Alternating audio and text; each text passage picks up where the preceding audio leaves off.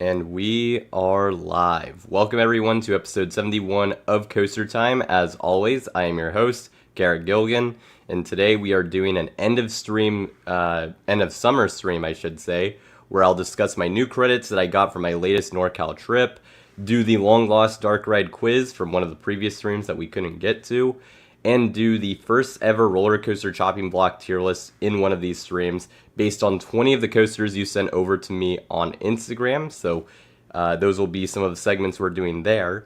But we're going to start a stream off with the first Q&A and buy or sell, along with a bingo card status update. So that'll be the plan to start. Michael in the chat, hello, good to see you here. I expect notifications are probably getting out as I speak, so this will kind of be a little bit of a buffer for that. But let's just get to the bingo card right here. So this, of course, if you followed me on Instagram, I've been updating it. But if you haven't, it's actually been a while since I've shown this. A lot of changes have occurred here since the last time I did a bingo card update. So we have a red box, which means it's not happening. Six Flags delayed Quantum Accelerator to 2026. So that top middle box there of Six Flags delaying a coaster to 2026. Unfortunately, I was wrong about that. However, we did get a bunch of boxes that went right. A seemingly doomed coaster got saved. We're counting Sidewinder at Elitch Gardens, which reopened after last operating in 2022. That, of course, being the Arrow Shuttle Loop. So that obviously is a positive development. And I put that to a vote on Instagram just to see if that could count. And overwhelmingly, the answer was yes. Mauer actually quietly unveiled some new Spike Coaster concepts on their website with their jet ski, flight mission, and Wild West coaster concepts. So that will count towards the Mauer unveiling a new Spike coaster concept this year. Siren's Curse did indeed become the first new gen tilt coaster to open, so that box is filled, along with Alpine Fury reaching a max of a 4-hour wait at least. At some point this year when it opened, it actually maxed out at a 6-hour wait, which is just crazy. So that was easily checked off. And then Airtime Thrills reached 100,000 subscribers very recently. That was also here on the bingo board, meaning that diagonal basically row there going from left to right is almost completely filled. We just need to reach 1.5 thousand followers on Instagram, which if you haven't followed on Instagram already, I have my link in the description, so make sure to do that as we are definitely on track to hit that. So hopefully we can get that bingo in the not too distant future. So that's going to be the bingo card status update, and then we'll move on to first Q&A. So any questions you have just about anything, doesn't necessarily have to be about the new coasters or the new places I went to, but as I mentioned, I did go to a few new places, really two new smaller parks, and then revisited Discovery Kingdom to pick up my 2026 Six Flags Prestige Pass. And so because of that, I was finally able to ride Flash after like all these years of missing out on it because of it being closed. Finally rode that, which is exciting. And then I also went to Sonoma Traintown Railroad, which is a small NorCal park that has an ENF Miler kiddie coaster in Mine Train, and then also Scandia Sacramento, which has the only ENF Miler Wild Mouse coaster. I was also able to go there all on the same day. So those are some of the places I visited. And if you have any questions about that, I'll go into it anyways. But and then just any other questions in general, now would be the time to ask, and we will go from there. So any questions you have, any buy or sells you have, now would be the time to ask, for sure. And then I see that I think notifications are getting out a little slower. So if viewership is kind of where it's at right now, I will probably go to doing the chopping block tier list first, just because that's a little less dependent on viewership compared to like the quiz. So that could be a little bit of flipping around here. I also understand that this is the first week of school for a lot of people, so that also could be impacting. Which hence why I'm actually doing this stream, just because it is the end of summer. I actually started school just this last week, so or last Wednesday, I should say. What parks/trips am I planning on doing next year and next summer? I do not have those plans. I don't really have anything on the docket for next year. That's not to say I literally won't do anything. It's just I don't have anything that's like, yes, I will be going here in 2026. I think at this point, I would like to say it's probably a safe bet that I will go to Universal Studios Hollywood next year because of obviously Fast and Furious opening. I'd love to go next year. I'm actually also planning to go this year, just because it's been a while since I've been. So you could kind of lump that in there as this year, next year type thing. And the plan is, as of right now, that I will be going to Orlando later this year, but that's not next year. So those are at least some plans for, like I said, this year. Universal, like I said, probably next year. I'll probably, of course, do some California park visits in general, and then we'll kind of go from there in terms of seeing what happens next. It's just this is my last semester at Fresno State, so that kind of creates a lot of unknown, at least for the time being. So it's kind of difficult to plan trips just considering that. And even usually I don't know this far ahead of time where I'm going in the next year.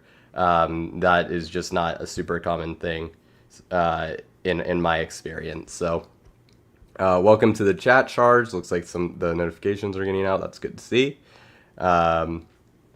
And then Airtime Odyssey asks, Kings Island and Over Texas announced dates for new rides. Do I know if any other Six Flags parks did? I think they're the two big ones as far as the parks that did announcement dates.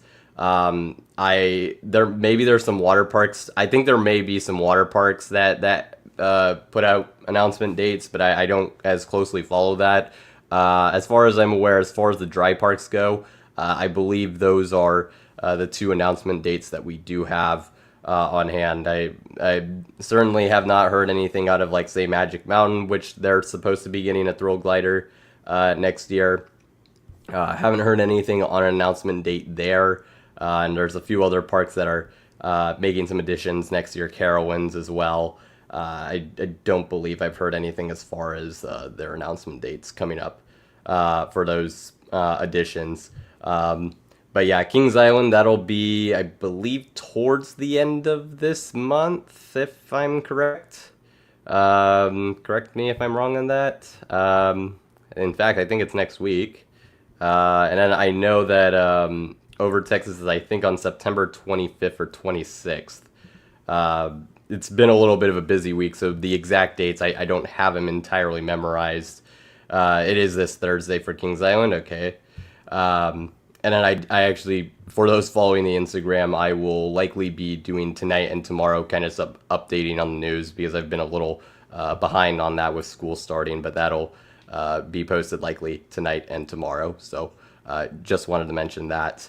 But yeah, as far as I'm aware, none of the other dry parks have announcement dates. I guess I'll just kind of go into it anyways, and like you can still ask any questions or by ourselves while I do it, but I guess I can kind of go over the places I went to this last weekend, basically.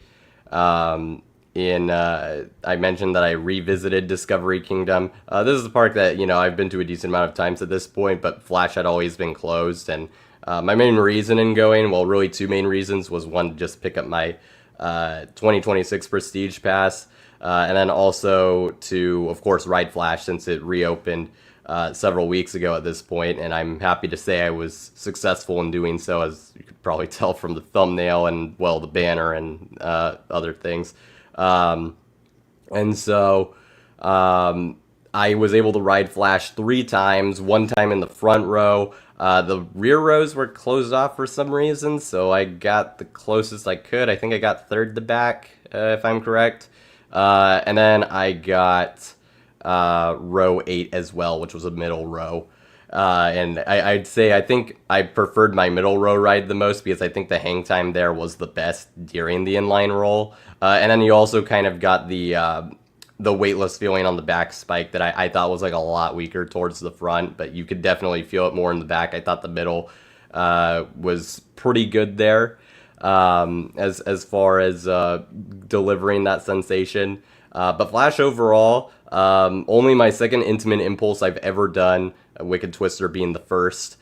I thought it was a lot more enjoyable and dynamic than that coaster, mostly because of that inline twist.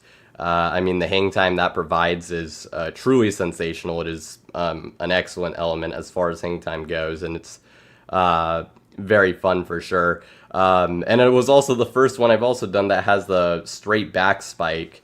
And honestly, I think I like the straight back spikes. I wouldn't necessarily want a coaster that has like 2 of them, but just compared to 2 twisted back spikes versus like having like a twisted one and a straight back spike, I thought it was the weightlessness on the back spike was pretty nice. So overall fun ride. I actually have it as my number 4 in the park behind Superman, Ultimate Flight, Medusa, and Joker.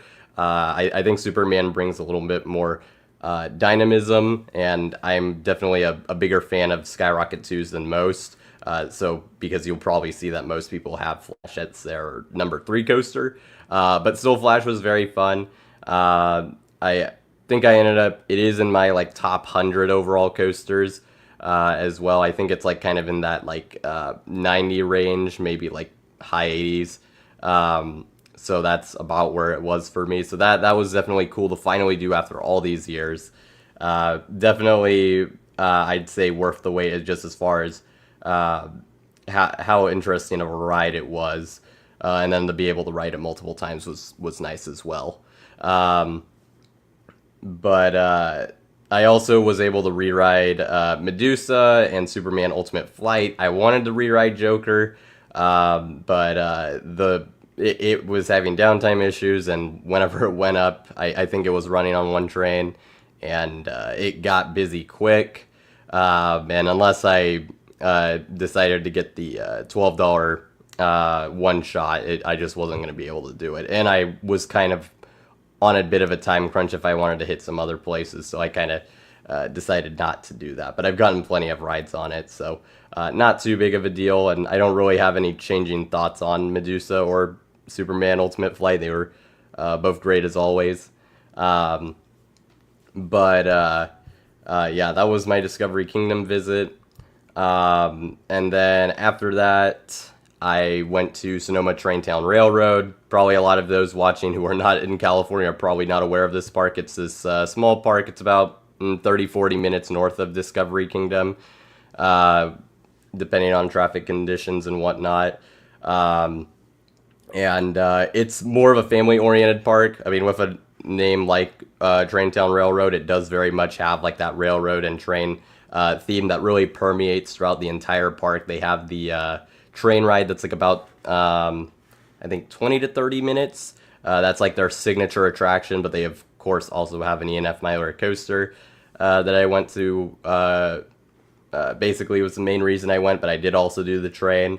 It's actually a very charming park. I think it's like, as far as like credit stops go, it's a very much kind of like a hidden gem, for sure in California. Definitely for like, families with like younger kids and whatnot. I definitely think it's a great place to go, as far as, parks in the NorCal area. And even otherwise, I still think it's like a cool place to go to. It's definitely, very charming, and I enjoyed the train ride, which, I mean, you get to go around the forest, which the forest in that specific area is very nice, so that was cool. There's also like little dioramas and stuff, a lot of bodies of water. For some reason, their bodies of water are like this weird shade of like bluish green. Don't know how or why they get it like that, but it does make for a very visually cool looking. Just kind of sort of lakes, I will say that. Very scenic in that way. And the train ride was cool. It also goes through this like little town that's like nicely themed. And then the ENF Miler Kiddie Coaster is actually probably my second favorite of like the more family-oriented ENF Milers. In the back row, the laterals on this coaster were actually like pretty insane. Not to the level, I still prefer Sea Serpent at Santa Cruz. And actually, this one, the drop isn't necessarily where you get the laterals, it's the two helixes. It was shockingly powerful, and you get 2 laps on it, as is normal with these kinds of rides, so that was nice. But that was so good, I got a second ride on it towards the front. Not quite as good in the front. The airtime pops are a little better because it has a few mini ones, but it's not worth it compared to the crazy laterals you get further back in the train for more of a family coaster. But that was certainly impressive. And then I'll go on to the next coaster, but a few questions have popped up. I mentioned Flash earlier in that I very much enjoyed it. My personal 4th favorite coaster in the park, in that I do prefer Superman Ultimate Flight, Medusa, and Joker. But I did mention my favorite row to ride was row 8, which you recommended to me, and I think that was a great choice there. The hang time was best there, and I think compared to the front, that weightless feeling you get on the back spike is a lot better. So although the back it's also very good, but I don't think the back has as good of hang time. So I think the row A was like kind of a nice sweet spot there as far as the different forces go. But it was certainly a very fun ride. I was happy to be able to do it, even at all, and to get 3 rides on it was definitely great after not like just seeing it all these years, but not being able to ride it due to refurbs or closure or whatever it may be. So it certainly was a very fun coaster. I believe it's in my like top 90-ish coasters I've ridden. So it's certainly a very fun ride, and worth doing after all these years. And then buy or sell, Six Flags will pull out of the operating lease for Frontier City and Darien Lake within 5 years. I'll definitely buy that. For sure. I think those parks, I believe, we just had the contracts up, and I don't remember the years anyways. It's not in 5 years. It is past it. But I know that their contracts run out in the 2030s. I think it's in the later half of that decade, but I think they very well could pull out of those early. Just with the chain mentioning that they're potentially looking to move off of properties, even though they don't really own those. I could see a scenario where they are responsible for the capital expenditures for those parks. So I could see a situation where they're just like, you know what, we'll decide to get out of the lease. They've done that before in the past anyways, so it's not like unheard of for those parks either. So definitely could see that happening. Michael, $2 donation. Very much appreciate it. Thank you. Yeah, this has been a rumor or not necessarily a rumor, more so like something that's been speculated about the Peanuts characters. The contract for the that allows Cedar Fair to use the Peanuts characters is, I believe, supposed to run out at the end of this year. My understanding is it has yet to be renewed. There is a 5-year extension option that is in there, which I feel like is kind of a no-brainer to take if you're Cedar Fair. Or from Cedar Fair, Six Flags, but like from the Legacy Cedar Fair parks. It's still even after all this time getting used to saying that. But I don't think that it will be gone. There are certain parts, especially like Knott's Berry Farm. I feel like the Peanuts characters are a big part of that park's identity. And the fact that they do have a 5-year extension option, I get that it could be expensive to do that extension, or extend the contract even further than that. But I imagine it also would be expensive to remove all the theming and have to do that like very quickly. I just don't think that's something they'd want to do. I think they will figure out a way to get this sorted out as far as keeping the Peanuts license. So I don't think that they're actually gonna go through with taking out that theming. What is my ranking of the California RMCs? So my number 4 is going to be Wonder Woman Flight of Courage at Six Flags Magic Mountain. Even it's still a very good coaster. I mean, all of them are some of the best coasters, or at least some of the better coasters in California. And Wonder Woman Golden Lasso coaster definitely delivers great variety of elements. Some really nice inversions as well, with that stall being a huge highlight. A lot of airtime moments that, even though it's probably, I would say, the weakest as far as airtime strength across the 4 RMCs, it still does have plenty of airtime, so it does deliver there. And so I think that it is a very much enjoyable ride. My number 3 would be Joker at Discovery Kingdom. I think the first drop on Joker is one of the best of any of the RMCs I've ridden, because it is twisted at such a weird angle. It's very unique, and I think it stands out for that reason. All the inversions hit, and I think as far as RMCs I've ridden, it's one of the better ones as far as inversions go. And it does have plenty of airtime moments, some that are decently strong. I think just one of the things that potentially kills the ride a little bit is there are definitely some lull moments with just some turns that like really don't do anything. And then the ride is also a little bipolar sometimes with how it runs. So that certainly, at least in my experience, that does affect it a little bit, but still awesome ride. My second would be Railblazer at California's Great America. Best pacing of any coaster I've ridden. Has some of the strongest airtime, really like between it and Skyrush, of any coaster I've ridden, with mostly that off-axis hill, but also the drop after the turnaround section being highlight moments. I also love the dive loop, getting the airtime going into it and then just diving afterwards is truly an insane element. First drop is fantastic as well. And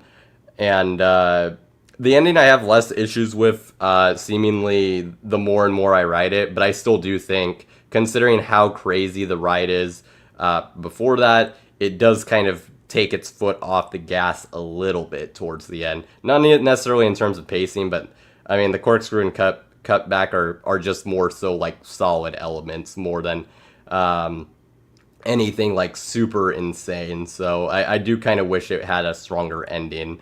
And then my number 1 is going to be Twisted Colossus. Twisted Colossus is, as the more and more RMCs I ride, the more and more I appreciate it for how unique it is, especially being the one I've ridden the most out of any of them. I mean, even without the dueling aspect, it is cool to be able to experience the 2 different sides. You get to ride the 2 very good first drops. You get to experience 2 of them. I think the blue side definitely is better overall. It has some truly insane airtime moments with the drop following the high five, and the camelback under the Top Gun stall. But the green side has its own moments as well. Like the double down is still pretty good that it has instead of the drop, and then that stall is truly fantastic. And that is probably the one element that is probably most aided by the dueling. That and the high five, I think both of those are fantastic when it duels, but even without it, it has enough of great elements to stand on its own. I see Coaster Josh in the chat. Beyond Thrills and Coasters and Things. Need some water to keep up with some of the stuff, it appears. Buy or sell Mr. Beast Dark Ride will open in the next 5 years. I'm going. I mean, that is something that could just be thrown out there, but I kind of doubt it. I don't watch Mr. Beast like hardly at all. Not even necessarily anything like against him or anything. It's just I actually don't. Yeah, but I do know he's very popular. But a themed dark ride seems a little bit like a stretch. Maybe some park does give him an attraction. I don't know that it would be a dark ride, but so I will sell that. I'd probably just sell any ride in general, but specifically a dark ride is, I think, an even bigger sell for me. Um, and let's see. Uh, Buy or sell, Cedar Point gets a new ride in 2026, meaning anything flats, water park, or whatever. Oh, in 2026, I mean, they weren't listed as one of the parks when that initial list came out. On top of it, they've gotten back-to-back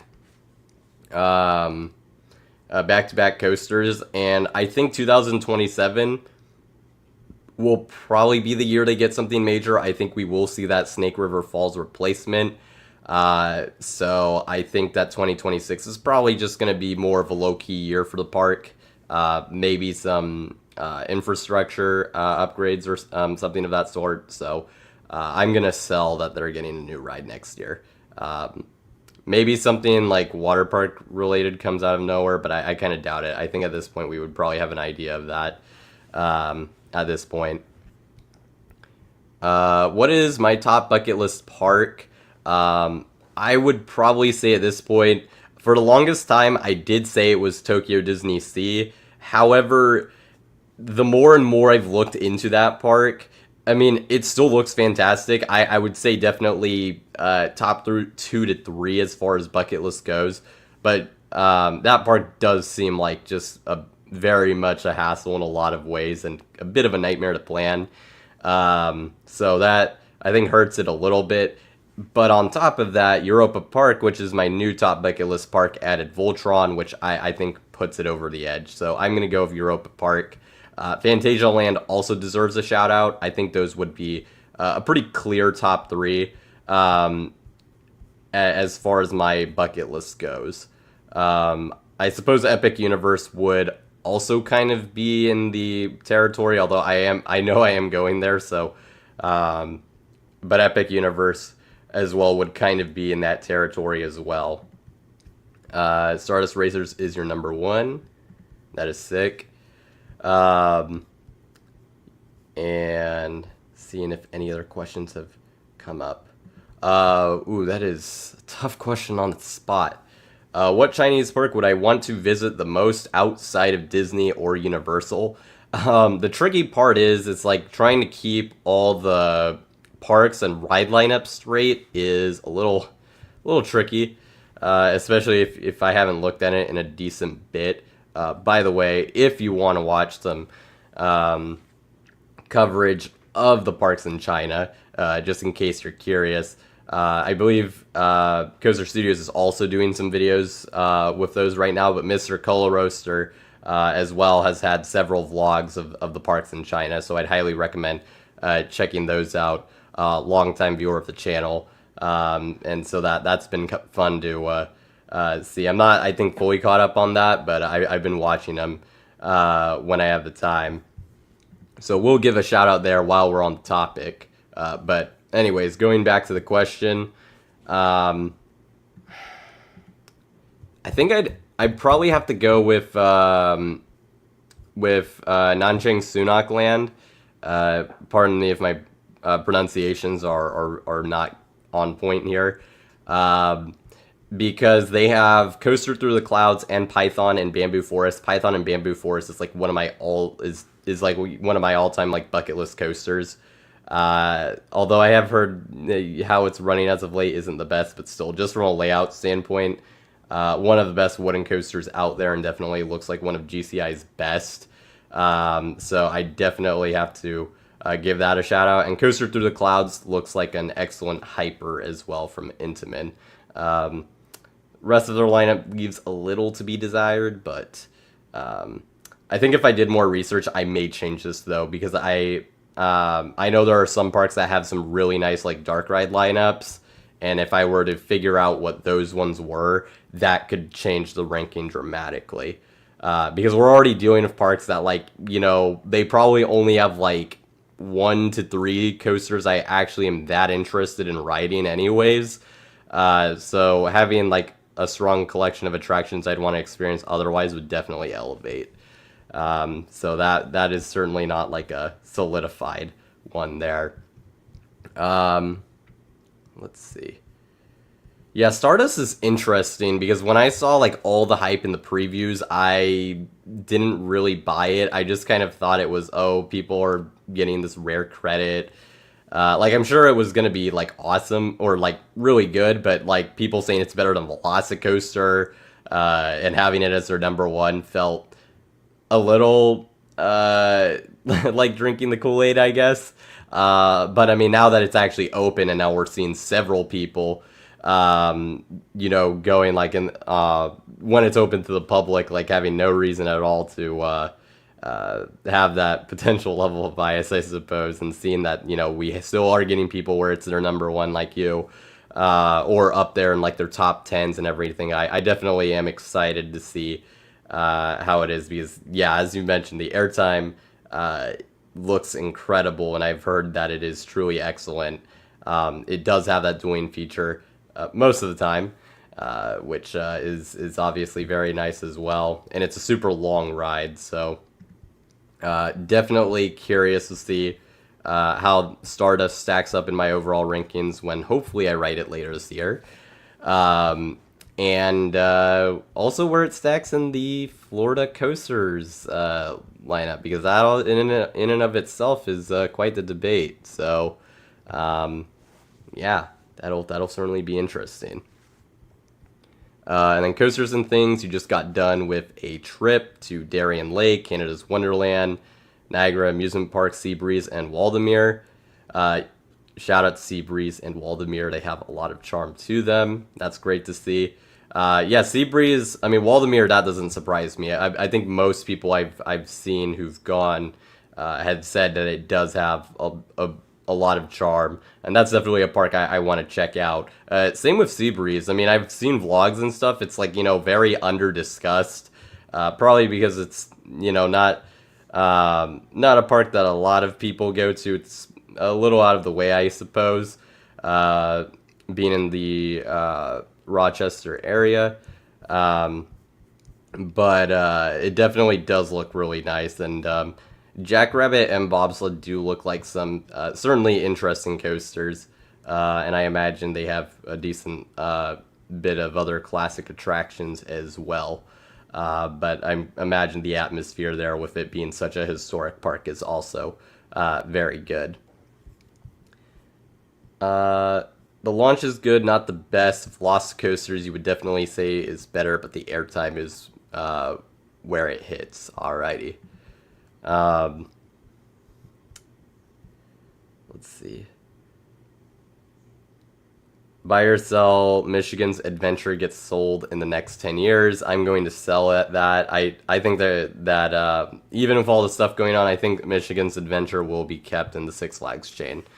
That park has been one that does really well without like having to invest too much into it. I don't really see the land it's on. I mean, maybe I'm wrong, but I don't see the land it's on in the area it's in being super valuable. I don't really think there'd be of much purpose in selling it if it's doing well for them on a yearly basis. Even if it doesn't really get much. Just because a park doesn't necessarily get much does not mean it's in a bad position. So, and Michigan's Adventure is a perfect example of that.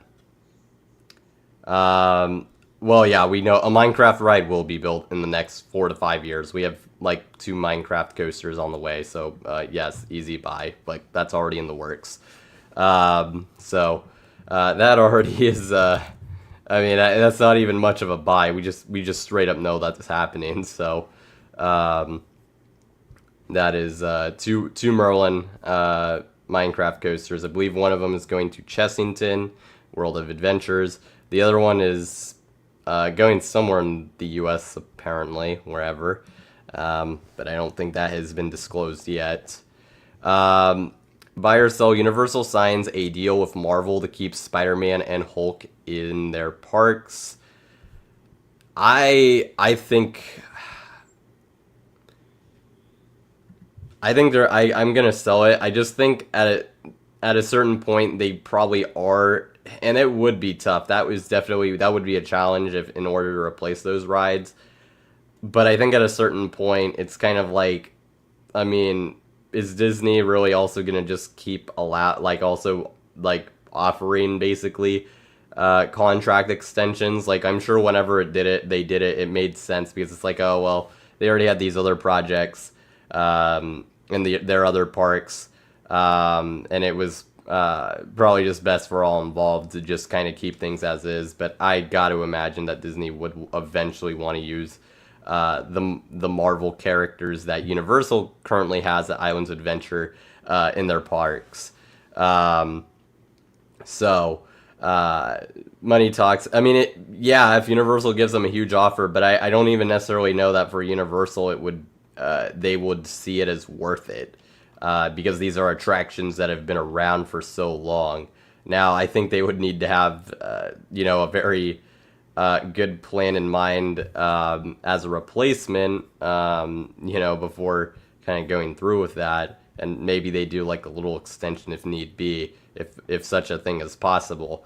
But I don't think they would do anything like very long term. I just don't think it makes much sense for probably either of Universal or Disney. And I hate saying that because I love Spider-Man, I love Hulk, but like at a certain point, um, I think that this is gonna run its course. Um, what U.S. market do I think needs a theme park the most? Well, right now is probably not a good time to build one, but I guess if you were saying in like the future, um, I think I did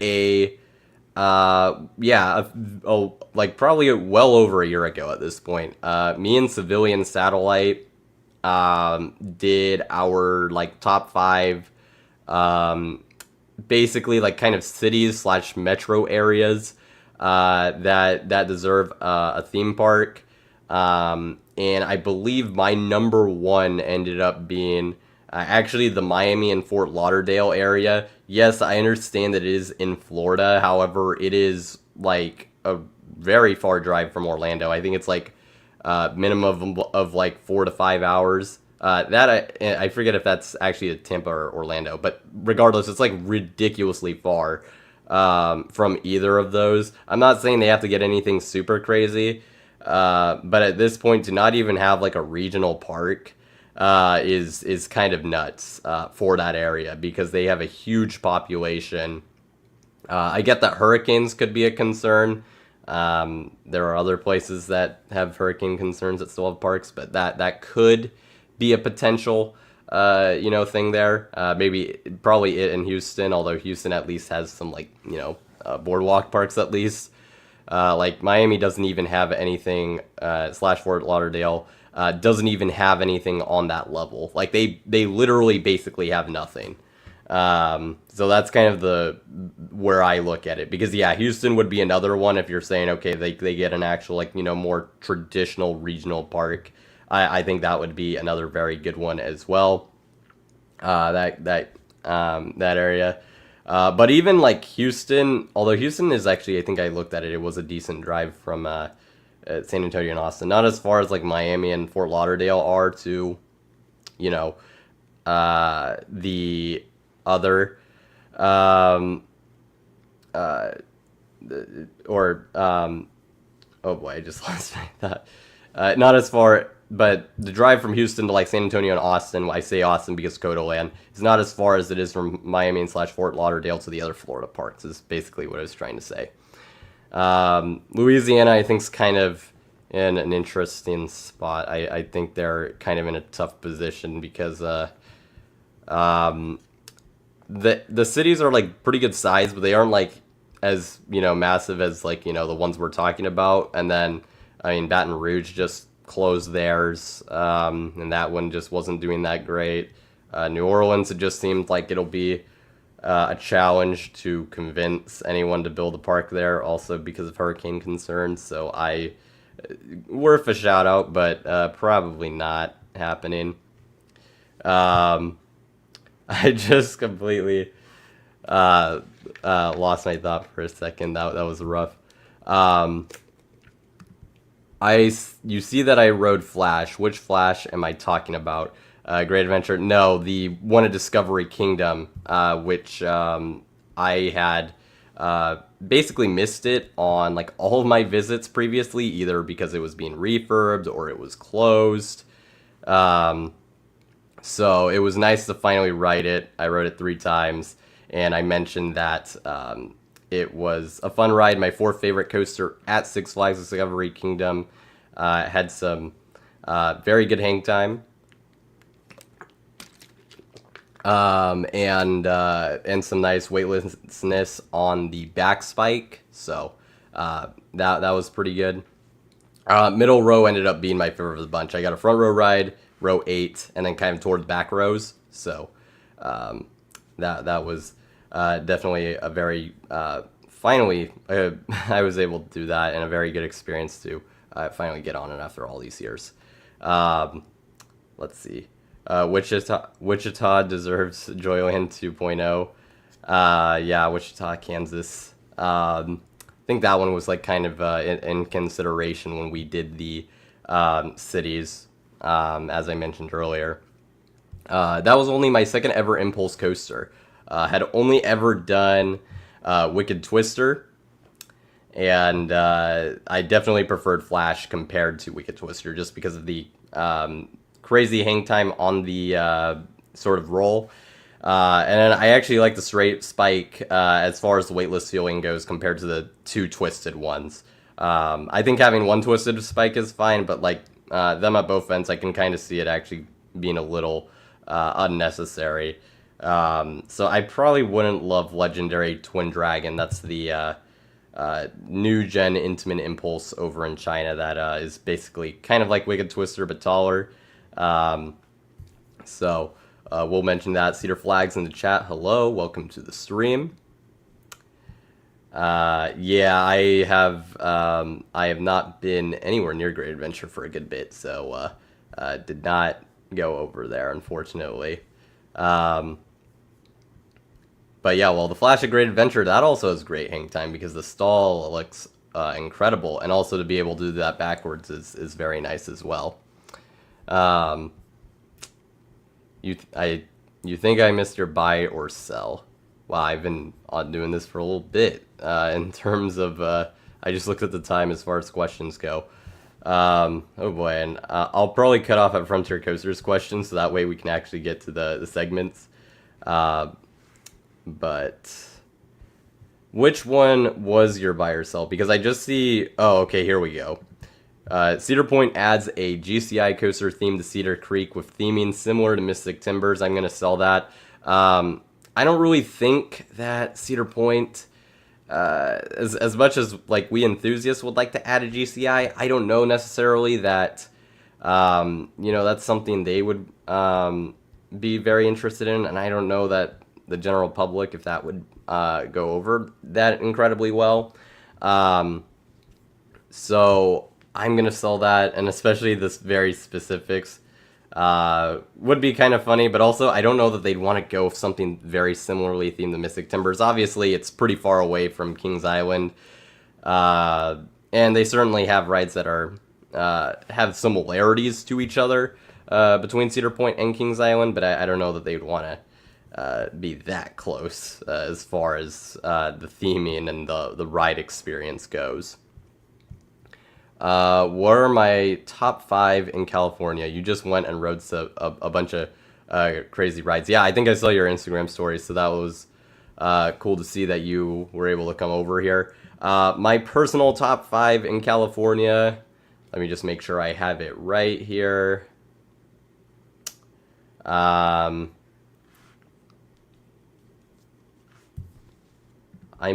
Need to make sure I'm not missing one because I'm like thinking of my top 5. Um, let's see. 1, 2, 3, 4, 5. All right, yeah, okay. I did not realize, actually, it's been a while since I've gotten this question. So just because I look at it in my overall rankings, I didn't realize that one of these coasters is actually in my top 5 in California. So that's kind of funny. That being my number 5, which is Giant Dipper at Santa Cruz Beach Boardwalk, which is one of the absolute best classic wooden coasters I've ridden, and one of my favorite wooden coasters I've ridden in general. It has some truly insane laterals. In fact, I think it has the strongest laterals like at the moment of impact. When you hit some of those turns, truly incredible in that way. And the airtime is also absolutely fantastic. Combination of floater and even some ejector moments. With one moment really feeling like the floor drops right underneath you. Has a lot of charm as well, being in that seaside setting. And with the vintage station and everything being over 100 years old. So I think it's absolutely fantastic, very underrated. So I'll just mention it for that one. The other ones I'll just kind of go through pretty quick, especially because someone asked me about my top RMC coasters. So and I kind of explained these, but Railblazer would be my 4. Twisted Colossus would be my number 3. Ghost Rider would be my number 2. Love the night rides on this that I've gotten over the years. Also has some absolutely incredible laterals, long ride, some very good airtime as well. Night rides, like I said, are truly excellent on Ghost Rider. And number 1 is X2. Maybe not the most consistent coaster, especially with that, kind of lull moment with that large turnaround. However, that first drop is my favorite element on any coaster I've ridden. And it does have some pretty bonkers elements as well. With one of my other favorites being that final Raven turn, which not everyone likes. It's, not the most comfortable element. But just the amount of positive G's you feel in that position is truly insane. The flips as well are also very cool on that ride. So with the first one kind of giving an airtime sensation, which is really weird in that and disorienting in the position you're in. So those would be my top 5. Hey, you're also on the Giant Tipper train? Let's go. I love to see it. I think Canopy Coaster is also high on it. Park Pros has it as his number 1 NorCal coaster, which I mean, even though I have Railblazer above it, I can respect. It is awesome. So I love seeing that. That's great. Yeah, Hollywood Drift will, if it's not a top 5 coaster in California, I will actually be massively disappointed. I have super high expectations for that. I think that could be the very best coaster in or all of NorCal. So yeah, that is definitely one I'm looking forward to. S&S single rail thoughts on it. Of course, we have the prototype that's being built at the facility, so that'll be cool to see it in action. I imagine we'll see something similar to what we saw at the Axis coasters, where we'll see some content creators go out there and be able to experience it. So I'm excited to see their thoughts on it. Curious to see who would get the first one and what exactly. It's more of a family coaster type experience, but it does seem pretty neat. I just am a little concerned about the capacity, and also just S&S hasn't really been selling a ton of coasters as of late, especially in the States, outside of 4D free spins, and even then it's been a decent while. So I'll just say I'm curious about it, but about that coaster. Seems potentially interesting, but I don't have like crazy high expectations or am like super stoked for one to potentially. I mean, I would like to see some to get built just to for their sake, but just in terms of experiencing one, maybe not at the the highest on my bucket list. And I think with that, that'll probably wrap it up as far as this segment goes. I will do a final Q&A towards the end if you have any questions that I didn't get to. And then actually from Cedar Flags, got a full-time job and it's taking a lot of time out of your schedule. Yeah, definitely understandable. But you've been writing a lot of scripts and will be recording soon with all the new coaster credits. That's awesome. Yeah, definitely. I'm going to be getting an intern. I landed an internship with the Big Fresno Fair and their marketing and comms. department. So that'll be starting up pretty quick here, and yeah, that'll definitely take up some of my time as well. And obviously, school starting as well is also gonna definitely affect it. But I mean, obviously, job is good, and it's awesome that you were able to do this trip. So that is good, and that now you're figuring out a way to kind of work out the content creation even with the new job. And then Beyond Thrills, you're heading out. Nice to see you here. And with that, I think we'll move on to the Dark Ride quiz. So this was a long lost quiz from a previous episode. Basically how this works, if you've never done a quiz on the stream, I'm going to have 10 multiple choice questions. You get about 45 seconds to answer each question. So that is the amount of time you are allotted, and I have a timer on the slides, so we'll just mention that there. You cannot use Google or Dark Ride Database or ChatGPT or whatever to find answers. First answer is your final answer. You can't change it. In a tiebreaker situation, the person who gets the most recent question correct will win.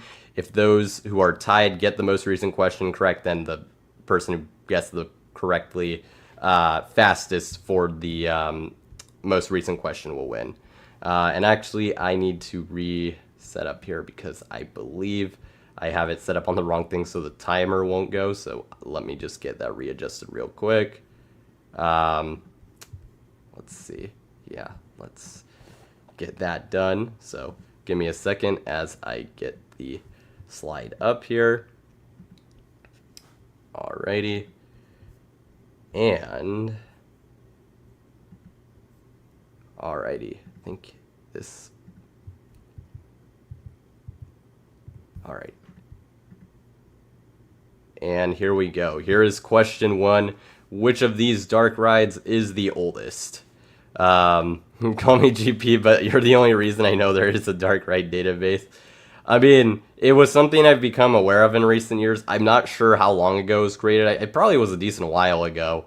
But it is cool that something like it exists. It's not, and it is growing, but it is definitely cool to see. I think also the people who run it have gone to like media events and such, and they like, you know, also write articles on like the new dark rides and such. So that's pretty cool that something like that exists.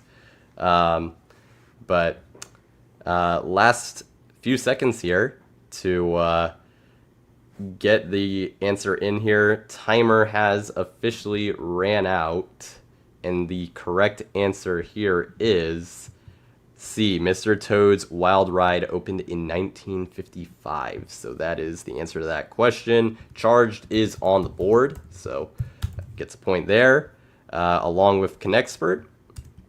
Also gets a point.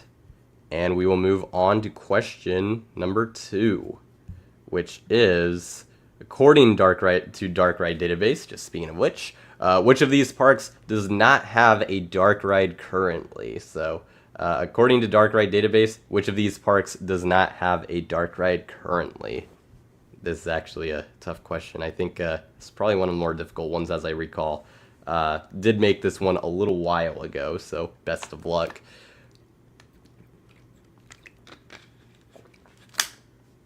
But still got a decent bit of time, about 15 seconds at this point, to put in your answers. You've never heard of any of these parks. Wow, all right. Well, I mean, they are, they're not like flagship parks, and although all of these definitely have some notable attractions, but fair enough. Yeah, Beach Bend is in Kentucky. I've been there. Cool little park. Timer has run out as I say that. And the correct answer here is B, which Charged got correct. So Charged is on the board with a second point and it is in the lead. Yeah, Beach Bend actually has Haunted House, which is a cursed, well, not cursed. It's a funny, like, kind of, haunted house style dark, or not haunted house, but like it has like, jump scares and animatronics and stuff. It's like something you'd see at a fair. Except some of the creatures they have in there are actually like decently well done, but it's pretty funny. So it's certainly charming. Next question. Which of these dark rides closed most recently? That is the next question. Is it Curse of Dark Castle at Busch Gardens Williamsburg, Jimmy Neutron's Nicktoon Blast at Universal Studios Florida, Maelstrom at Epcot, or E.T. Adventure at Universal Studios Hollywood? Which of these closed most recently?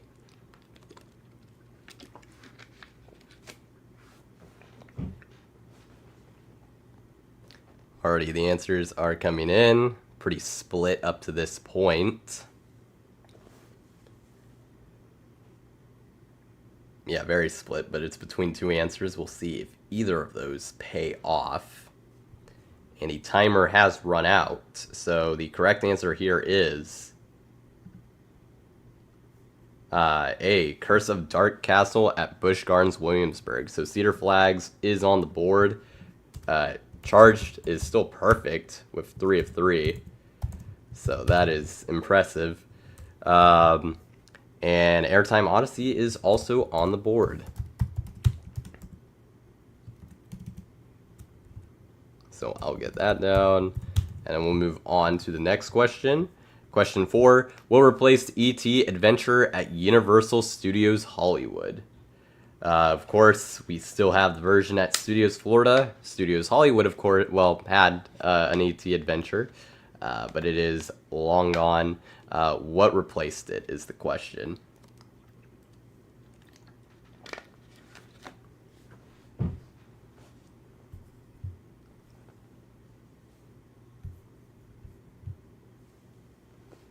All right, first answers are coming in here.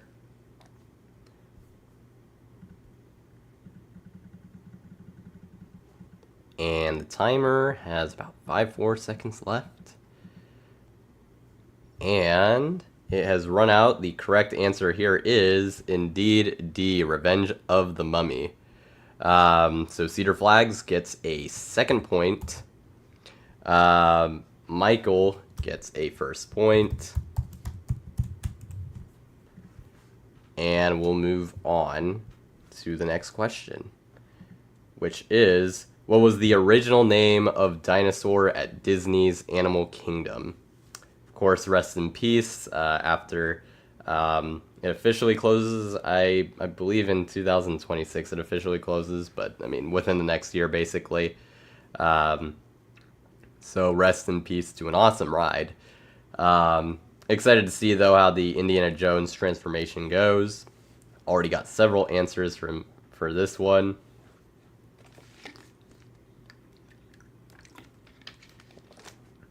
A lot of people going for the same answer. Alright, we'll see if that pays off.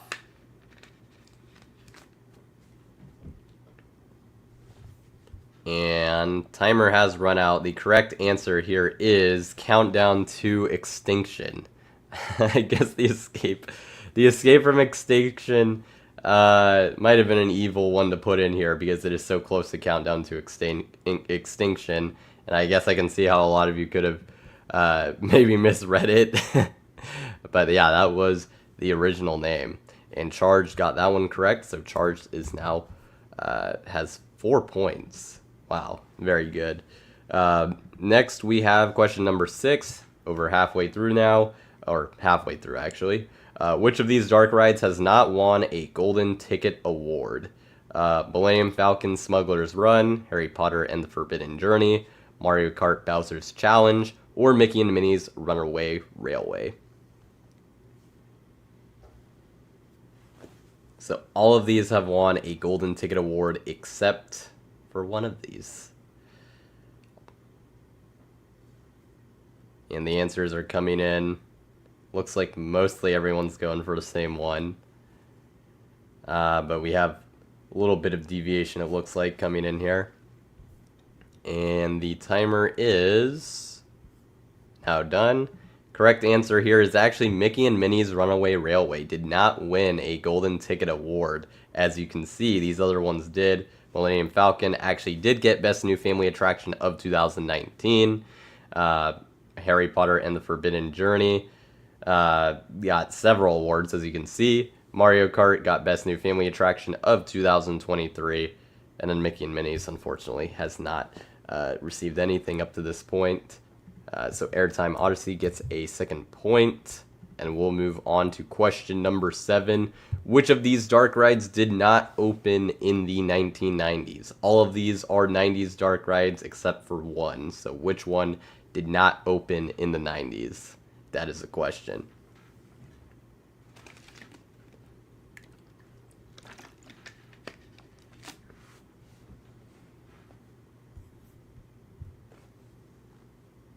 First answers are coming in here.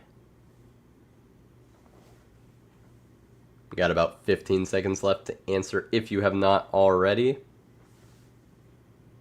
Never heard of Diva 4, fair. Alrighty,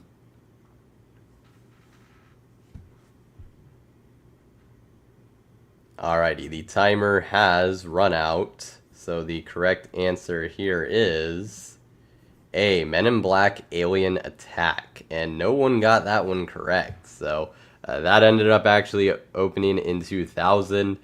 These other ones were pretty much smack dab in the 90s, except Buzz Lightyear was towards the end there. But yeah, Men in Black was opened in 2000, making it the only one that didn't open in the 90s, but obviously very close. Question number 8. Which of these rides was Dynamic Attractions not involved with? Obviously a manufacturer that has been very involved with several dark rides and attractions, but which of these were they not involved with?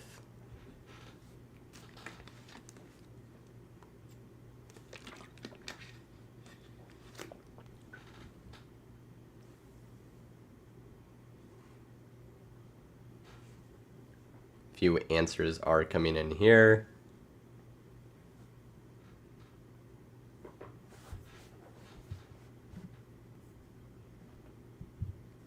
And timer is about to run out pretty quick here, so make sure to get your answers in. Alright, correct answer here is B, Symbolica at Efteling. Only one they were not involved with. They were involved with the other ones. Batman Night Flight is actually similar to ride system to Harry Potter. Test Track is the slot car system, which Dynamic Attractions does, and then Soarin' Around the World also Dynamic Attractions was involved with. So there you have it. And now we'll get to question number 9. Which of these IPs has never officially been used for a Dark Rides theme? You're probably used to seeing this question as far as with the coaster and theme park trivia, but this is going to be for Dark Rides. Which of these IPs has never officially been used for a Dark Rides theme? That is the question. And it's between Hello Kitty, Teletubbies, Planet of the Apes, and Hotel Transylvania. So go ahead and give your best guesses.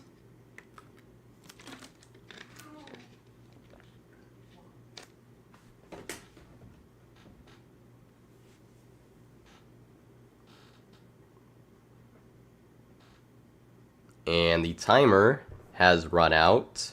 So the correct answer here is B, Teletubbies. Believe it or not, actually Hello Kitty has a few rides in Japan. And then Hotel Transylvania, there's a Hotel Transylvania dark ride at Motion Gate Dubai. Planet of the Apes does have a dark ride at Genting Sky World. So these questions have been pretty tricky.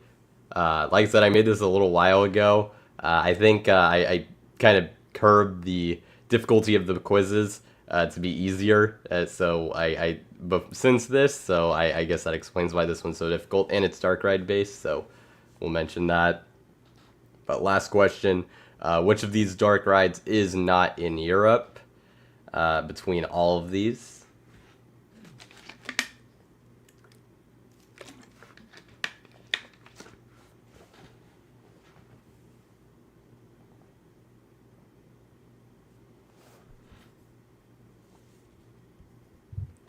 And the correct answer here is Night at the Museum, Midnight Mayhem, also at Genting Sky Worlds. So that is in Malaysia, so not in Europe. The others being at Parque Warner Madrid in the Scooby-Doo Dark Ride, Scooby-Doo Adventure, Jumanji The Adventure, and Wallace and Gromit's Throw-O-Matic. Those are, of course, all in Europe, being at the parks you see there. And so Charged gets another point, with 5 being the winner. And Airtime Odyssey gets a 3rd point. So Charged is the winner of our Dark Ride quiz. Congratulations. And then we'll move on to another segment here with the roller coaster chopping block tier list. So GG's in the chat. And so basically how this works is, and if you don't follow me on Instagram, I actually got help. So for those of you who submitted your coasters on Instagram, I actually ended up getting way more than 20, so I might actually use some of these other coasters at a later time. But basically how this works, I will pull up the tier list. That way it makes it a little easier to be able to do that. Actually, I'm curious. Okay, yeah, that's perfect. Okay, so basically, here is the tier list. I have 20 different coasters that were given to me by you, the viewers or followers on Instagram. Of coasters will these coasters basically go defunct by the end of 2020-30? That's what I'm determining. I have 5 tiers for this. Coasters that I think are pretty much cooked, basically doomed, will go in this above like 99% tier. This is like, I'm pretty darn sure I'd be willing to bet pretty easily that they're going to be gone. More likely than not gone is like 75% or more. Could go either way are rides that I just really don't know about, if they're going to stay or not. Unlikely, but still feasible, are rides that it's like, I think they probably won't, that there's like a chance they could close, but I think I'd probably bet against it. And then basically safe is, I don't think there's much chance, if at all, that they will be gone. So 20 different coasters, all of them suggested from Instagram. So appreciate the help with that. I think we ended up getting over 60 of them. So only was going to do 20 for this, but certainly if I do this segment again, that'll be helpful. Also, those of you in chat can give your thoughts on said coasters once I go through them. Just for any additional thoughts, like maybe bits of info or just your thoughts on the ride as I go through it, that'll be helpful as well. And this is the first time we're doing this segment, so also should mention that there. So the first coasters we're going to go over are 2 Vekoma Boomerangs. I just decided to lump these together, although I think they're a bit of different conversations. The first one here is Bat at Canada's Wonderland, which is the one I hold here. I'm going to actually put this one in basically safe, because Canada's Wonderland has a decent bit of rides that are probably, I think in my opinion, a lot more likely to be removed than Bat. I think that for one, or like closed permanently is probably the better way to say this, because I could see a situation where maybe Bat gets removed, but these Vekoma Boomerangs, a lot of them we've seen just continue to survive by being purchased by other parks and relocated. So I think if even it were to close, I think something like that would happen here. But even with Canada's Wonderland specifically, you know, is this coaster going to be closed by the end of 2030 when they have, I think, a decent bit of other rides that I think would likely go first? I mean, you got Flight Deck being not too far away from the Time Warp area. There's another coaster we will be discussing here as well that I think is far more likely to be on the chopping block. And so I will get to that one later.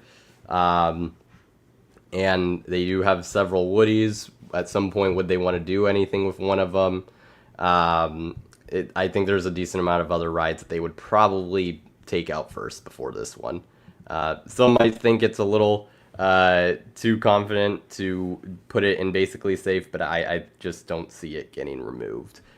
Bit of a different or like basically permanently closing, because that's kind of how I view it.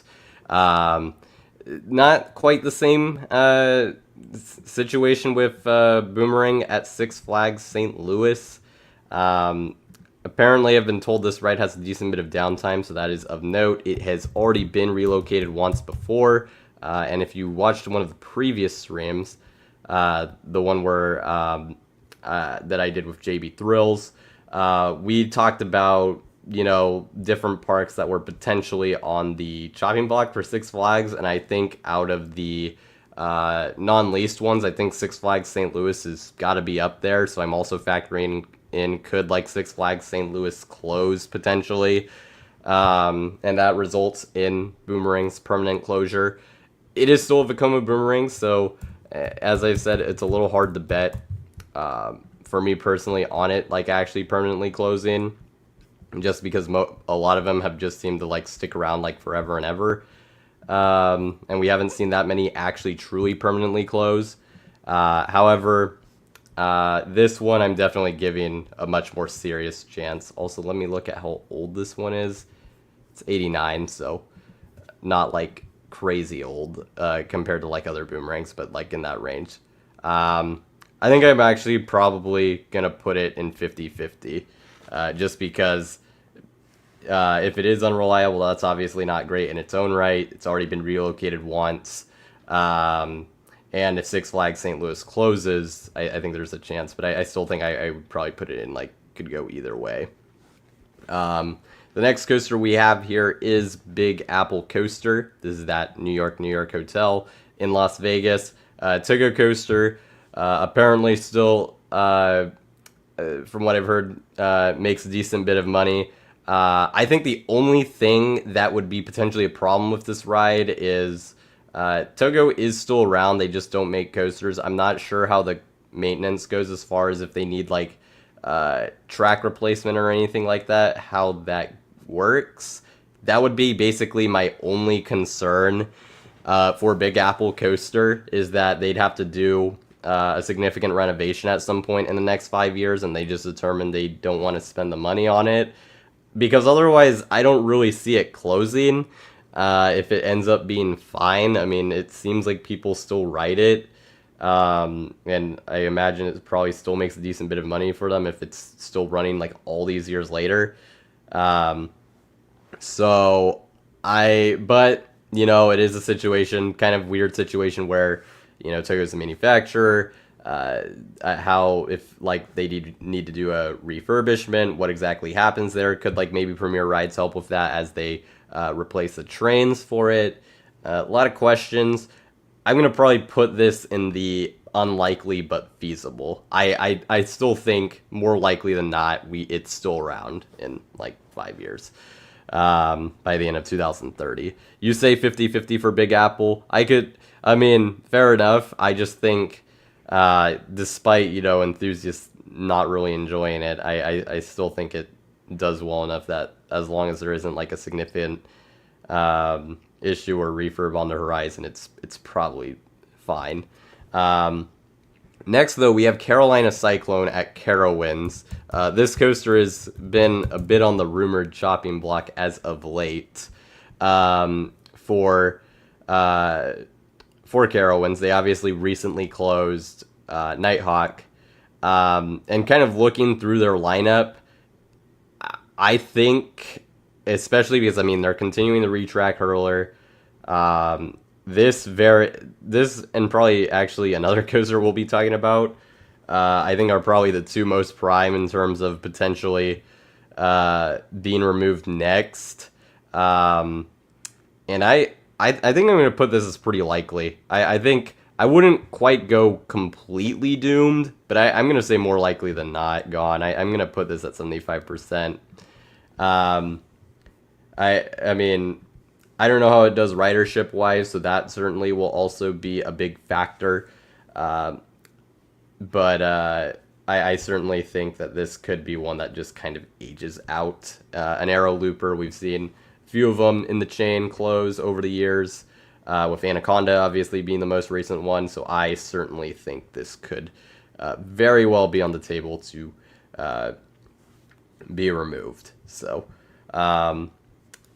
and it's not like, they could remove multiple coasters and by the end of 2030. Like, we're in 2025 right now. I don't think it's unfeasible that they remove this and another one that you mentioned there, Airtime Odyssey. But we'll get to that one a bit later because that's also on here. Next is an interesting one. This is, I believe, basically the only overseas coaster that I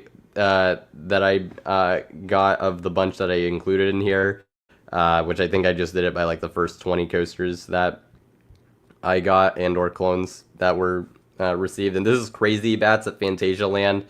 Basically, this is a massive indoor Vekoma coaster. Within, I believe, the same building or like same kind of structure. Fantasia Land has closed the Hollywood Studio Tour ride. They closed it years ago. So could they potentially be working on, or could they replace Crazy Bats within the next several years? I need to look at when they did a refurb. They did it in 2019, so it's not that crazy that it could close like by the end of 2030, especially because it takes up a decent bit of space. But they kind of have two areas, as far as I could research, that could be due for new additions and or kind of overhauls. That being their area themed to China and this area basically where Crazy Bats is. I'm guessing they're probably going to focus on their Chinese themed area first. So that may complicate things. I think I'm probably going to... And this thing, I think, also gets decent weights. I don't know if that's actually related, if it's actually, like, popular, or if that's related to the VR. I'm probably going to put this in, like, a could go either way. I'm not really super confident on it, like, closing, but at the same time, it is in an area that's potentially prime real estate for a new addition. It just kind of depends on what the park prioritizes. I think they're going to prioritize some other additions first before they get to Crazy Bats, or renovations and or additions before they get to Crazy Bats. So I'll put it in 50-50. The next ones we have are the two Arrow shuttle loops, and Diamondback and Frontier City, they did refurbish it, which is promising to see. I just question if it has another decent amount of downtime, basically, or it has like another basically issue that causes it to be down for a while. Is this really a coaster that, like, I mean, is this gonna survive by the end of, is this really gonna be around and still operating by the end of 2030? Especially if it, if this park stays in the Six Flags chain? I don't think so. I think this is honestly extremely likely to be gone. The only thing that would be saving it is if they just really, if they'd rather keep it instead of replacing it, although I could just see a situation where they don't replace it, although that would not be ideal. But I think this one is just in trouble. I think I am gonna put in basically doomed. I don't really. It is just kind of aging out, and I think that it's just going to become too costly at a certain point. I really think that Frontier City should have gotten out ahead of this, actually, as far as replacing it. But I know that's probably not super feasible within the chain and everything at this point. But yeah, for this to be one of your signature coasters and for it to be down so much is just not great. So that might be a hot take, but I'm going to put it there. Sidewinder at Elitch Gardens is interesting because Elitch Gardens itself is kind of in a weird state, but I don't know necessarily, it doesn't really seem like it's closing imminently, but there is that to kind of factor. I actually think in a way, though, it might be safer than Diamondback, because this park is most likely going to close at a certain point. They also did refurbish it. I think they might just be willing to keep it around just because it isn't worth it to replace it. So that might be an interesting situation where it's a little safer. which, I mean, probably is opposite of what a lot of people would think. But, I mean, it is still, a coaster that does have a ton of downtime. It was down for 3 years, so, like, it's not, it's not a great spot. I will kind of make a point, though. I'll just put it more likely than not gone, though. I think that, like, some people might disagree, but I think the weird circumstance in that because it's going to most likely close at some point, like, are they really going to replace it? They might just stick with continuing to maintain it. Also, if Diamondback closes, hey, they can get some new, get some parts out of that. So there is that. But yeah, more likely than not gone by the end of 2030. Alrighty, next is Drakenfire at Canada's Wonderland. Alluded to this one earlier.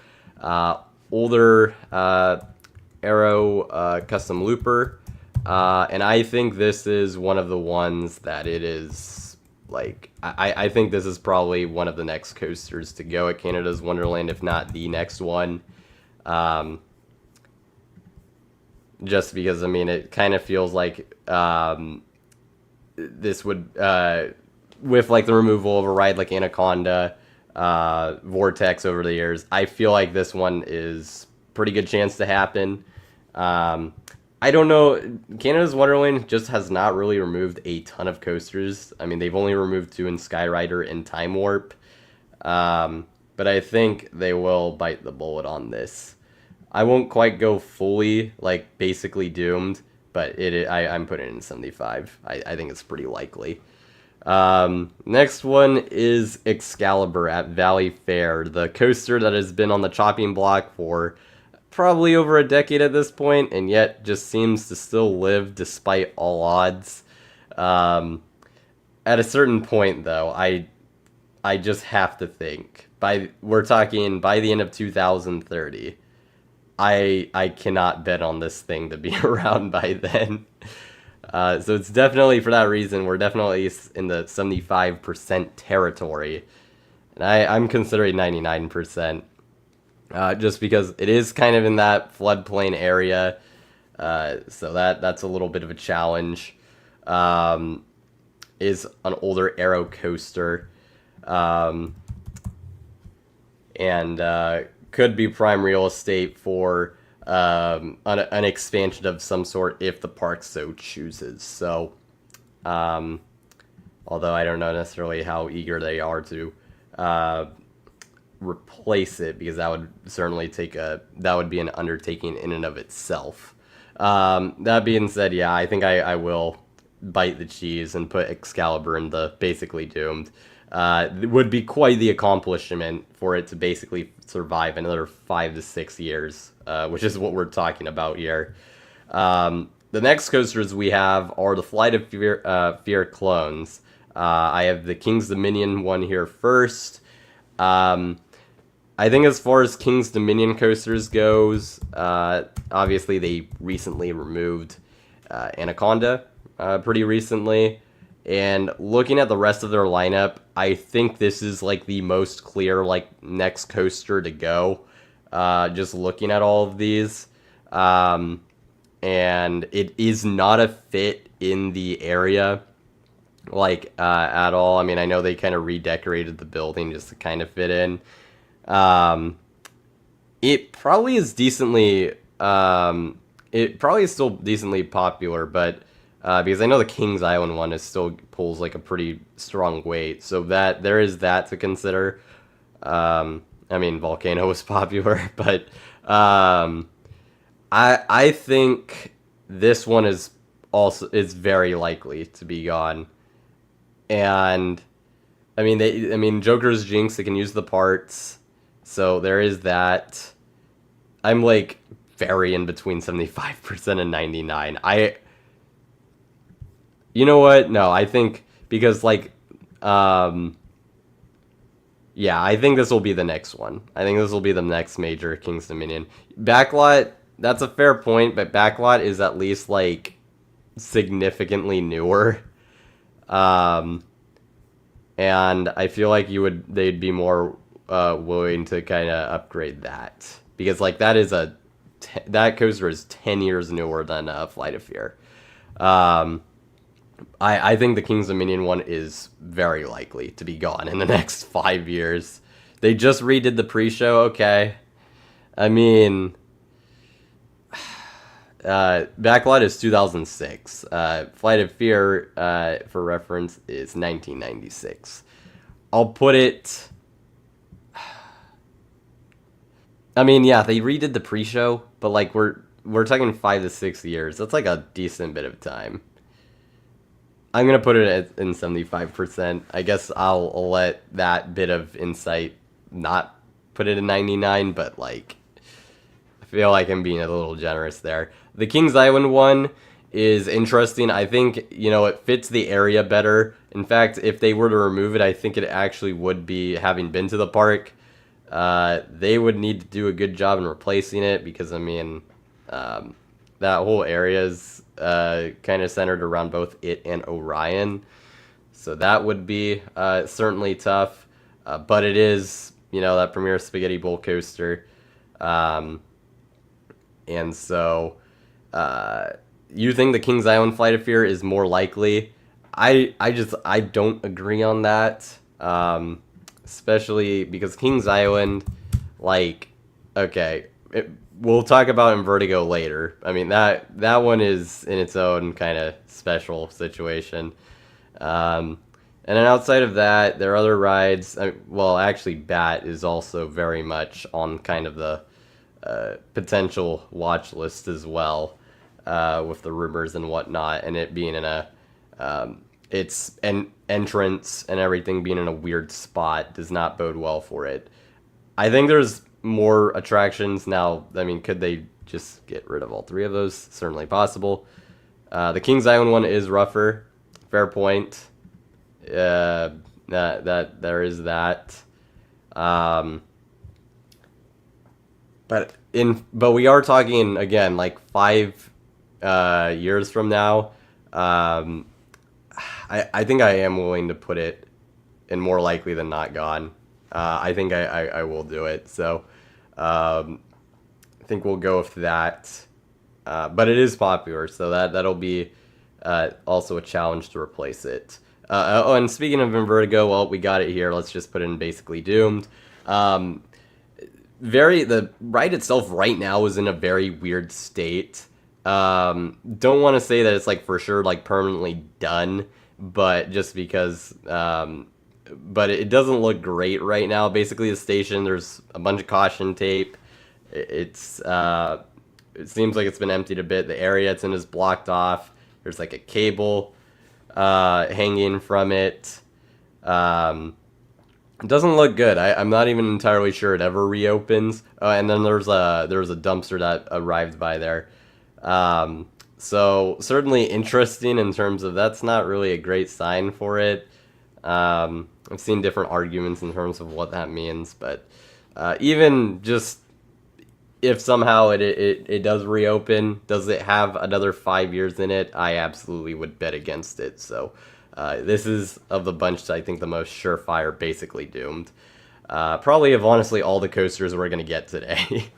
I might even, just to prove a point, just put it all the way there. It might even deserve like its own tier, honestly. Just very rare Vekoma Vertigo model. We've seen Stinger obviously go, so that obviously doesn't bode well for it. So, App said it was open, but it absolutely wasn't. Yeah. I mean, in Vertigo is easy just because it might literally never operate again. So, and even if it does, I don't think it has another 5 years in it. Next one is Lightning Rod. I found it a little funny that this one was put in. I am gonna put this in basically safe. I assume the uptime has gotten better with the new lift change. So I'm going to assume that it is fine. I would be very surprised if it still had enough issues to the point where they decided to close it, because this would be another ride that would be massive undertaking to replace. I'm gonna put it in basically safe. I'd be very stunned if it actually closed. The next coasters we have, though, are the Mr. Freeze clones. The first one being the Over Texas version. I mean, there is no doubt that this at least has to go into more likely than not gone. And to be honest, like, as much as I hate it, because I love Mr. Freeze at Over Texas, I have not done the one at St. Louis. It's hard to look at it and not bet on its demise in the next 5 years. And I think I may have to put this in the basically doomed. I just it does seem to have a decent bit of downtime. I don't know if they still have the thing where it has to close at a certain point in the day, but that was something that was going on. I think due to power related reasons. This just seems like kind of a maintenance nightmare coaster, unfortunately. And as far as the coasters that Over Texas goes, Shockwave actually is not on here, but I think it and Shockwave are very much appear to be the next to go. I hate doing this, but I think I am going to put it in basically doomed. I'd be stunned, very stunned, if it was still around by the end of 2030, unfortunately. And I think Mr. Freeze at St. Louis, I mean, theoretically, if one of them were to close, they could feed the other one.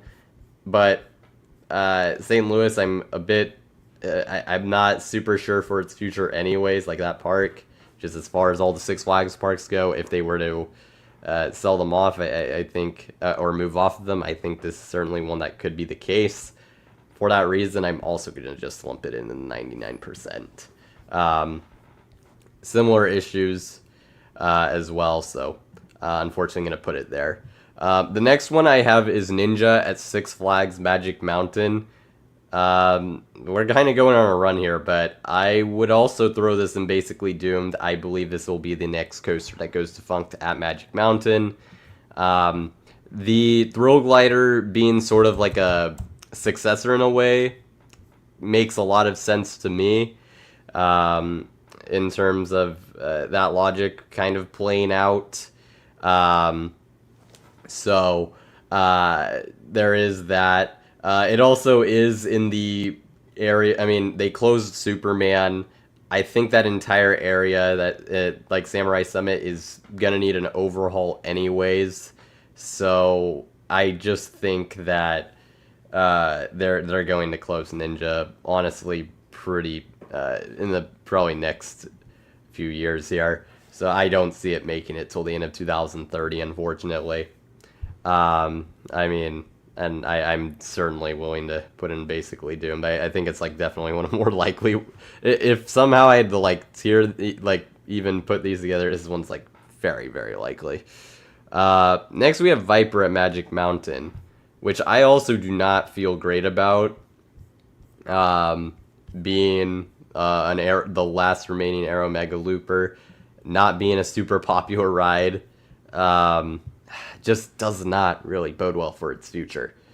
And Magic Mountain in and of itself has a ton of coasters that it's kind of interesting to see which will actually be the next few to go.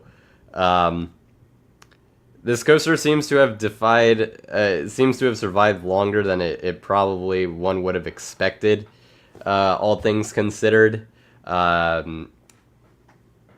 I think it also has to be pretty high.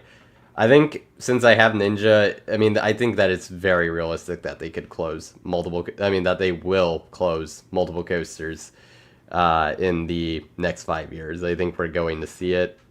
And I think Viper could be one of them. Do I want to put it in basically doomed? This is the question. It is tough.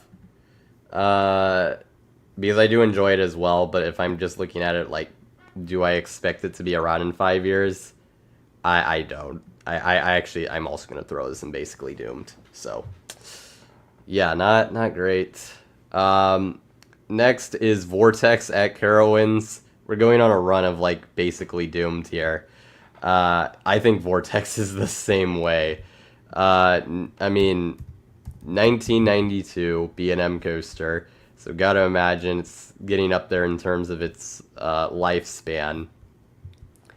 Um, I'm assuming probably not super popular. And I think, yeah, of the bunch, I think this is the coaster. You could you could debate between Carolina Cyclone and Vortex. I get the feeling I think Vortex is next. Especially, it's interesting that they've never converted it to a floorless. I find that fascinating. So I'm gonna throw it in basically doomed. I'm sure a lot of people would rejoice at it being gone. So yeah, we'll go for that. Next one we have is X2, and this one is fascinating because if you asked me several months ago, I probably would have put X2 in, unfortunately, the more likely than not gone territory. However, it's they're basically, if you haven't followed, within like the last, I think, month or so, X2 trains were spotted being sent over to the SNS facility in Utah. So that is certainly something of note, and actually I think a very good sign to see that. That it very much seems like, at least in that way, they are certainly interested in keeping it around, maintaining it, and potentially like refurbishing the trains would be nice to see.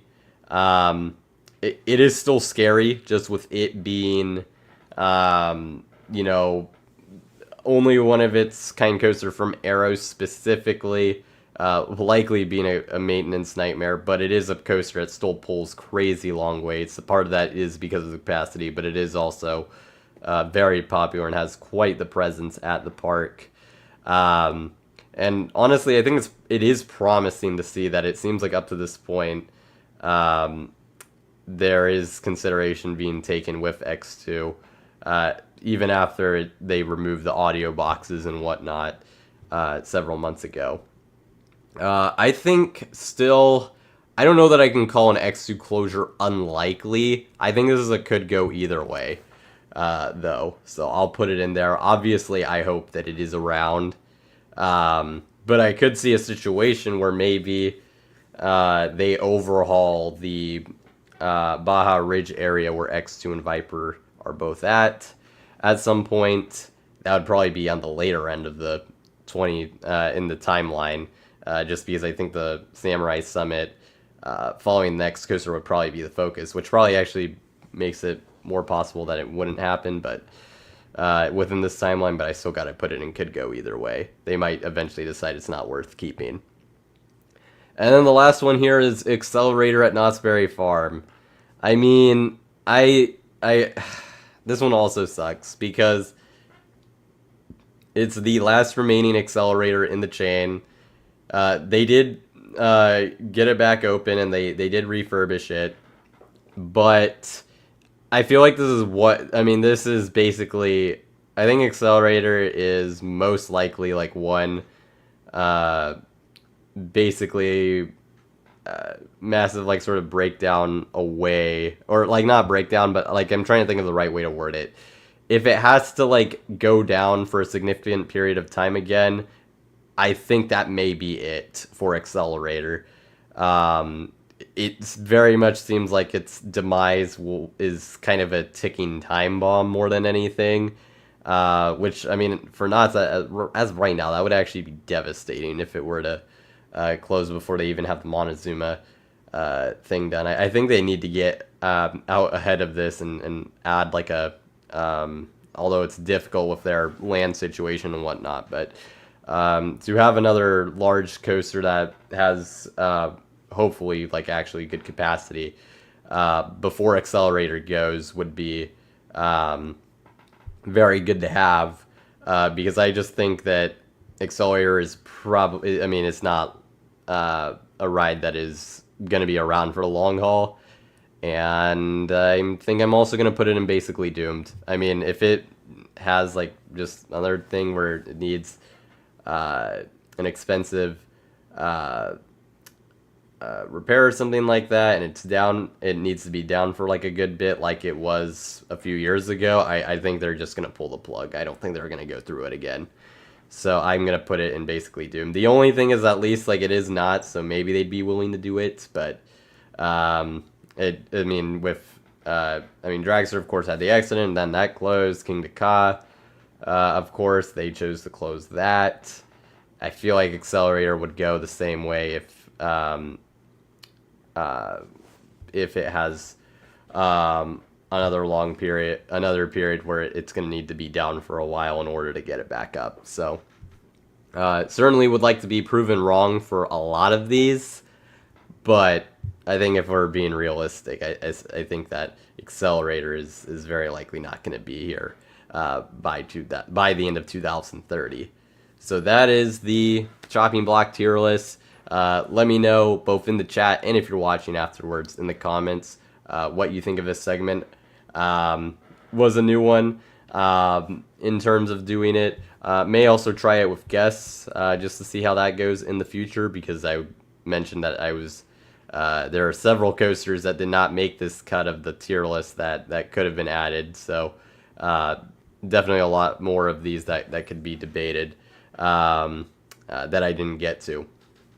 But the next segment we have, which will be the final segment before our final Q&A and buy or sell, is going to be the roller coaster model roulette. So I'll just get this up in case you haven't seen it before. I'm only going to do 3 coasters because it is basically just myself.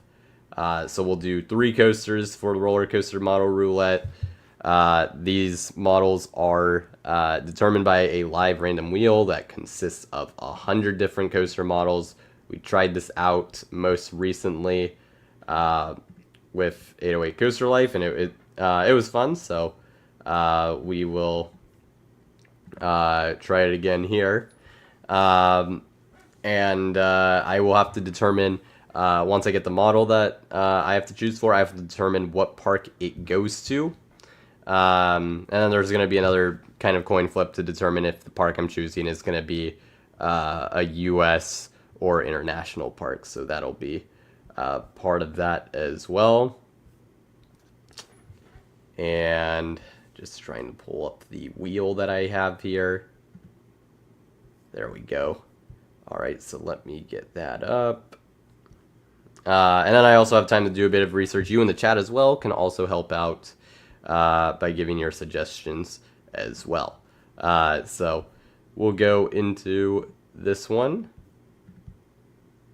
And also I need to get the heads or tails done as well. Actually, I need to reset up because this is needs to be the tab specifically. Okay. Let me get it up. The Bat at Kings Island is a good one to review on. Yeah, I think that one is also certainly in. I'm concerned about where that's going to stand in the honestly, like, very near future, considering some of the rumors. But hopefully those are not accurate. That would be good to see that it ends up living on for a decent bit. And then we will get started here with the wheel. All right, so sorry about the delay. Have it. Okay, now it's being goofy. Now it won't go on stage. Oh, it needs me to take this thing off. All right, there we go. All right, so there we go. Now we will shuffle the wheel 3 times and spin it. And the first coaster we get, actually probably should zoom in here just so you can see it better. Okay, Vekoma Space Warp. So this is like the Formula coaster at Energylandia. So kind of a introduction, like kind of launch looper. Okay, that's kind of a fun one. It almost was a Giga coaster, so that would have been cool. And then we'll do the coin. If it's heads, it's US. If it's tails, it is international. So it is tails. So this will have to be for an international park. Interesting. Okay, so let's see. A park that has worked with Vekoma recently probably would be a good bet. So just kind of looking through their recent parks they've worked with. Which one? Let's look at the ones that would stand out here. Bit of an odd one to get early, honestly. You don't know much about this coaster. Like I said, Formula Energylandia is basically it. In terms of what this one is.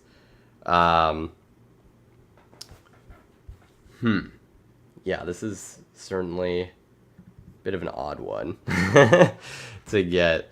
I may shrink the list in the future as well because, and it has to be an international park. Holiday World, yeah, I could think of honestly some parks that would be good like U.S. parks.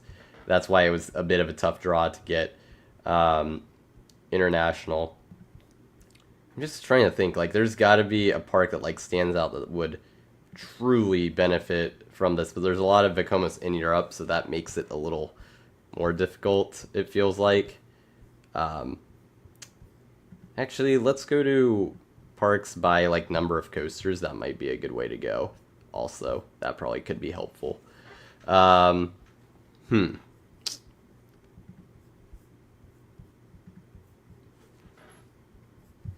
Yeah, this is actually difficult. Give Energylandia another one. Why not?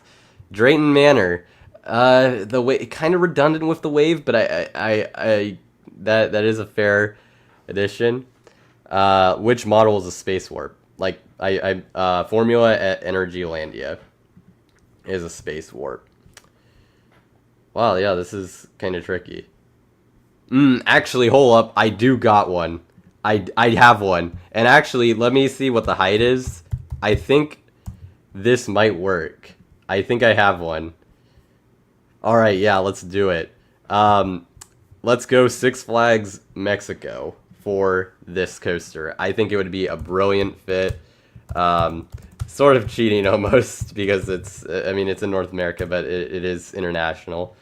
So let's go Six Flags Mexico for the Vekoma Space Warp. I think that would be a phenomenal fit. They don't have a launch coaster currently. They are, of course, getting the Family Boomerang this year, but I think this would be a very nice coaster to kind of bridge the gap between, or more so just to kind of have another quality coaster. Outside of Medusa Steel and Superman El Ultimo Scape, I think this would probably end up being the third best coaster at the park. For a lot of people, would give them, as I said, that launch coaster that they don't currently have. I think this would be very nice, and hopefully it could go through. So yeah, I think that's a pretty good spot, and then we'll go with another spin here. Also, welcome to the chat, 808 Coaster Life.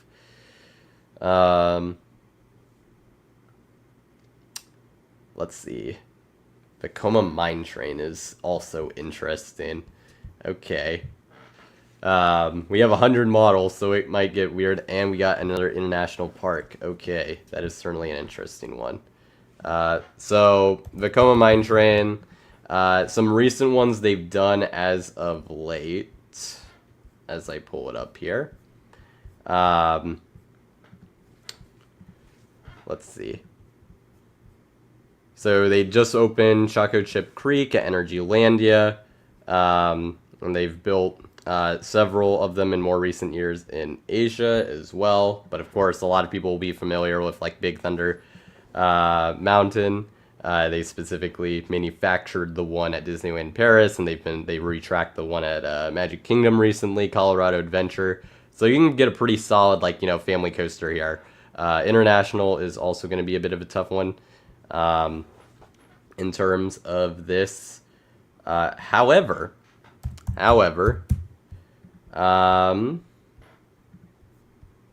let's see. I think I actually know of a park this would be a very good fit at. Seven Dwarves. Yeah, I mean, it technically is a different model, but same logic. So yeah, you can throw that kind of in there. There's actually a park that I think this would be sweet at. If I just got to make sure that they don't have anything else. They have a junior coaster that's themed to a mine train, but I think you can do this.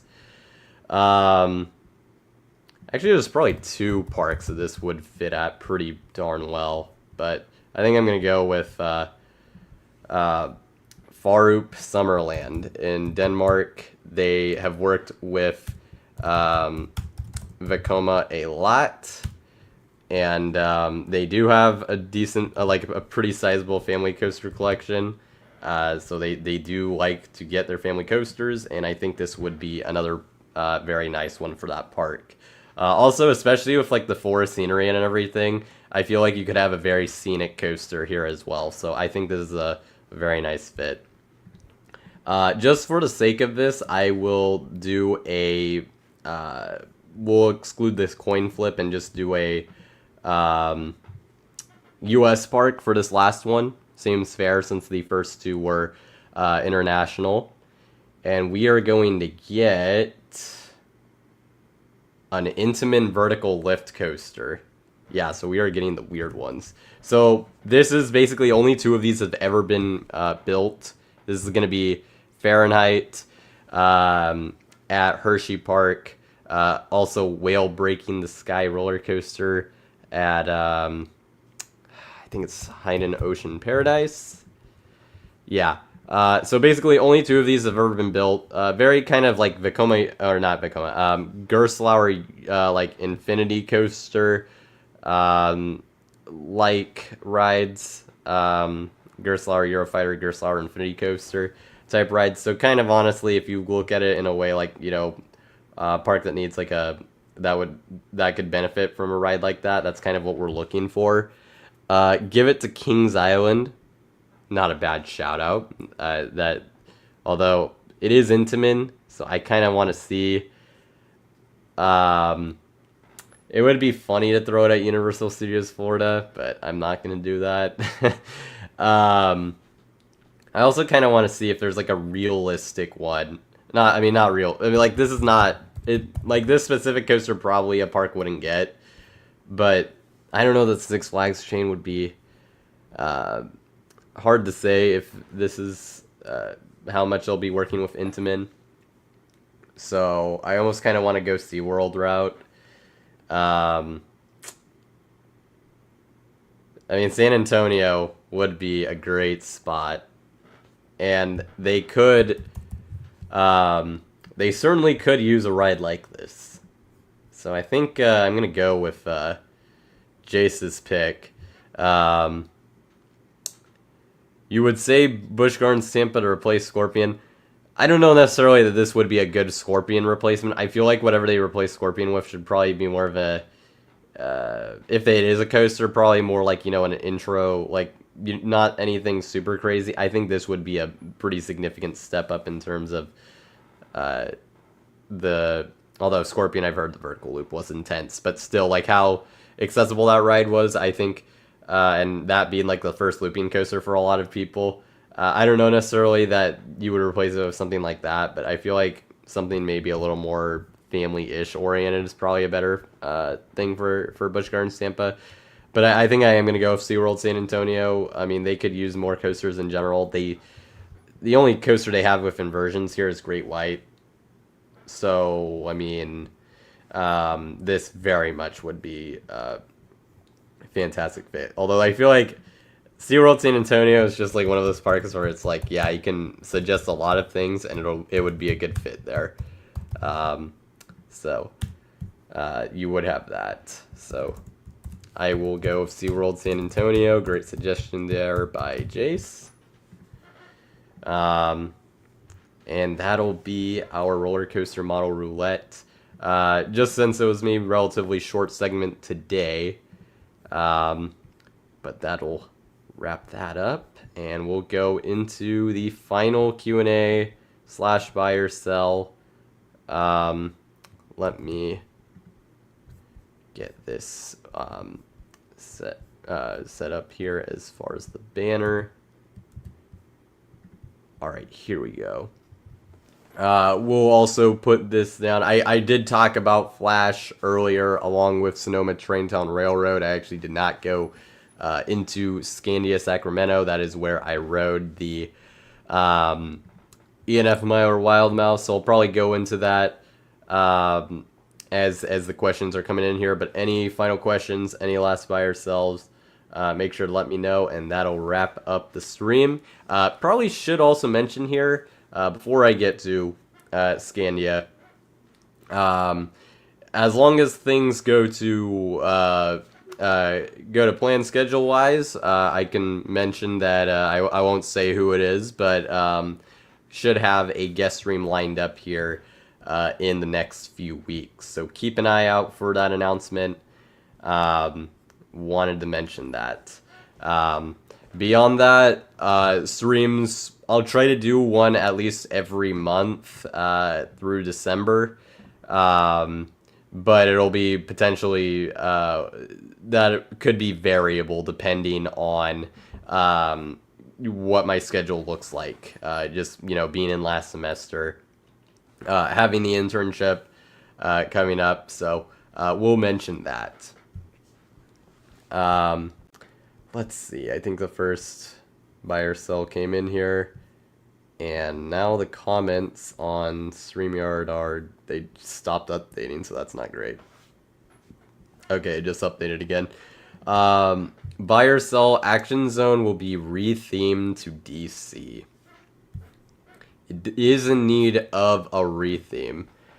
And it is interesting to see. We have yet to see much really at all. Maybe there's been some merch. Someone can let me know if there's been at least some merch that has crossed over into the Legacy Cedar Fair parks that is DC, but obviously we haven't really seen attractions themed yet or anything like that. Obviously it's still pretty recent, so it would be a bit crazy to expect that. I'm probably gonna sell it, but it's not I think I'd sell it.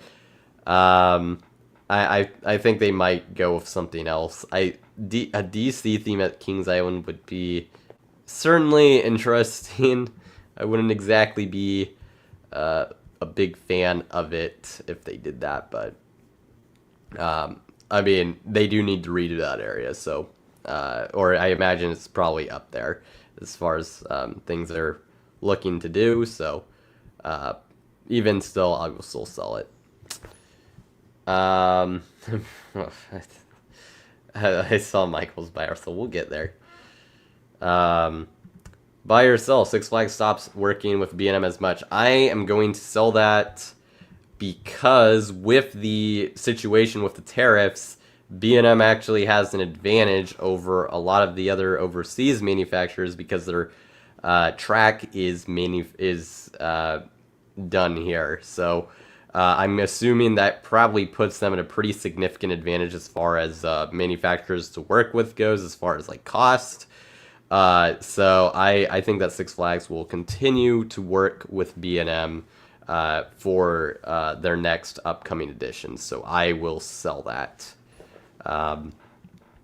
for now. Buy or sell, Banshee will be rethemed to Batman the Ride. I will sell that. No, I hope not. That would be quite brutal if that happened. I would not like to see that. Buy or sell, the next tilt coaster announced will be in the Six Flags chain. That'll be interesting because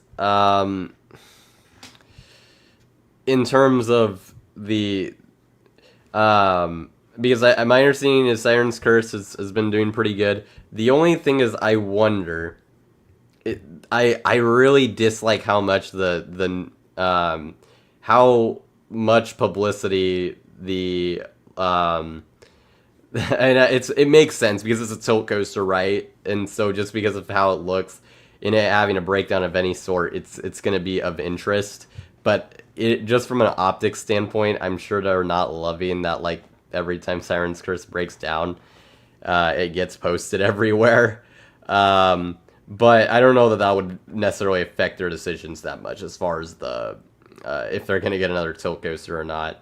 But I think it is tricky though, just because could a park in Europe get it? Could an international park get it? I think it's very plausible. If we were saying in North America, I would certainly buy it. if we're saying, but in total, it is a little tough to do that, especially because this coaster was like, it was not, it was supposed to go to a different park, then Six Flags purchased it. Um, so would they actually get another one, especially if like they're gonna work with B&M and probably still go the dive coaster route for a lot of parks, though maybe there's some instances where a tilt coaster could be built. I am probably going to sell this, but it's an unconfident sell. Could very well happen. And then Ruby 2 asks, buyers sell Six Flags, goes bankrupt, so like files for bankruptcy again. Not a, I mean, certainly a relevant question to ask, all things considered. I mean, if you're saying like at some point ever, I mean, yeah, I'll buy it just because, I mean, eventually. But let's say it in like a 5-year window. Let's go off of that 5-year window. I'd hate to say yes, but I am not. Just it I don't know. I mean, it is not looking great for Six Flags right now. And I don't know, state of the economy and everything, I don't know that things are going to be in a good spot for them. So this one, and it would be bad if they did. It would be very bad. I will sell it only because out of optimism, basically, because I don't want to be the one like to buy it. But I mean, it is honestly an unconfident sell. I will say that, more from an optimism standpoint. Let's see. Maybe more SNS coasters will be sold then. That would be neat. Yeah, we'll see. Would like to see hopefully the Axis coasters, their first ones end up going well, and perhaps the Rail Rider will gain interest. Over Georgia or Carowinds could use a tilt coaster. Yeah, those would be good fits in their lineups. Buy or sell, the next B&M gets purchased by SeaWorld. If we're talking like the entire world, like I guess that we were going off of, I need to look at RCDV just to look at the upcoming B&M projects we have going on. I mean, well, we know SeaWorld San Antonio is getting a family invert. It hasn't been announced yet, but we know that. I'm just trying to think, what other parks would get something from that SeaWorld, within the SeaWorld chain, what other parks would get a B&M coaster, and what would it be? I mean, I guess if SeaWorld San Diego could find the space for the family invert, I think that would actually be a good fit for them, if they could find a spot. And actually, maybe the Tidal Twister plot could be. That could make sense. But I also, next one, that is, I think that is kind of specific, so I will sell it, but also, the next B&M Giga. Okay, that is a very different question. I think I will buy it because I don't really see anyone else, like, excluding Giga Dives, if I can exclude that specifically. Like, we're talking, like, true Giga Coaster, not a Giga Dive, because if I think a Giga Dive, another one being built before a true Giga gets built, you know, certainly possible. But I think that a different chain besides SeaWorld would do that. But if we're talking a B&M Giga, I don't think there's too many parks out there that are left, really, that would get one. And we have Busch Gardens Tampa that, you know, hopefully, please, will get a B&M Giga at some point. So I will buy that. The next B&M specifically, I'd probably sell that, but interesting nonetheless. Busch Gardens Williamsburg had a surf coaster on their survey. They had other ones too. So but that is a good shout out. Do I think that that Busch Gardens Williamsburg will get a theming refresh, like in the survey.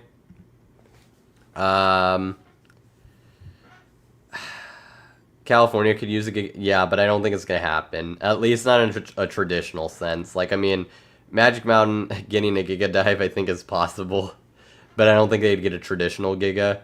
Um, from B&M, I don't think. I don't think it's very likely. Um, and then I don't think anywhere else is, because I don't think Knott's would be able to get one approved, and at that point, there's no other park that's going to get one, so... but going back to Busch Gardens Williamsburg, let's see. So their additions have been, they got Big Bad Wolf this year. They got Dirt Coaster in 2000. They've been doing a lot of coaster additions or related. They've basically had, if they do something next year, they will have done, they will have done 5 years in a row of coaster related additions. That is insane. We're counting Loch Ness Monster upgrades in 2024. And honestly, I haven't heard a ton of rumors as far as a coaster upgrade at Busch Gardens Williamsburg specifically for next year. And I think there was some other work kind of going on that people are trying to figure out what it was for. So I'm going to sell this. I would say that I guess it wasn't a buy or sell, but or I mean, it might have been, but if it is, I'm gonna sell it. I would not. I would not be enthused if Magic Mountain got a Giga Dive, but I understand it would probably do very well, so I wouldn't fault them at all if they did. It's just like a personal preference, but if they, I would much rather see a tilt coaster there, personally. But like I said, I could see them doing that, and it working out very well for them. I don't really. I mean, I don't. Knott's is not gonna. I don't think they can get the approval for a Giga. It's the problem. Honestly, if for Knott's, if they could even get like a B&M Mini Hyper, I honestly think they should do it. I think it would be worth, even if it wasn't like the full 200 feet or whatever. That park needs something like that so badly. I don't even care if it's not a Giga. It would do wonders for that park. What other parks could I see a Giga Dive at? Well, Magic Mountain, and I think either Carowinds or Over Georgia could be in line. I think Over Georgia could be a sneaky candidate actually for a Giga Dive, especially because they've been hyping it up over the last several calls. I think that very much could be in play.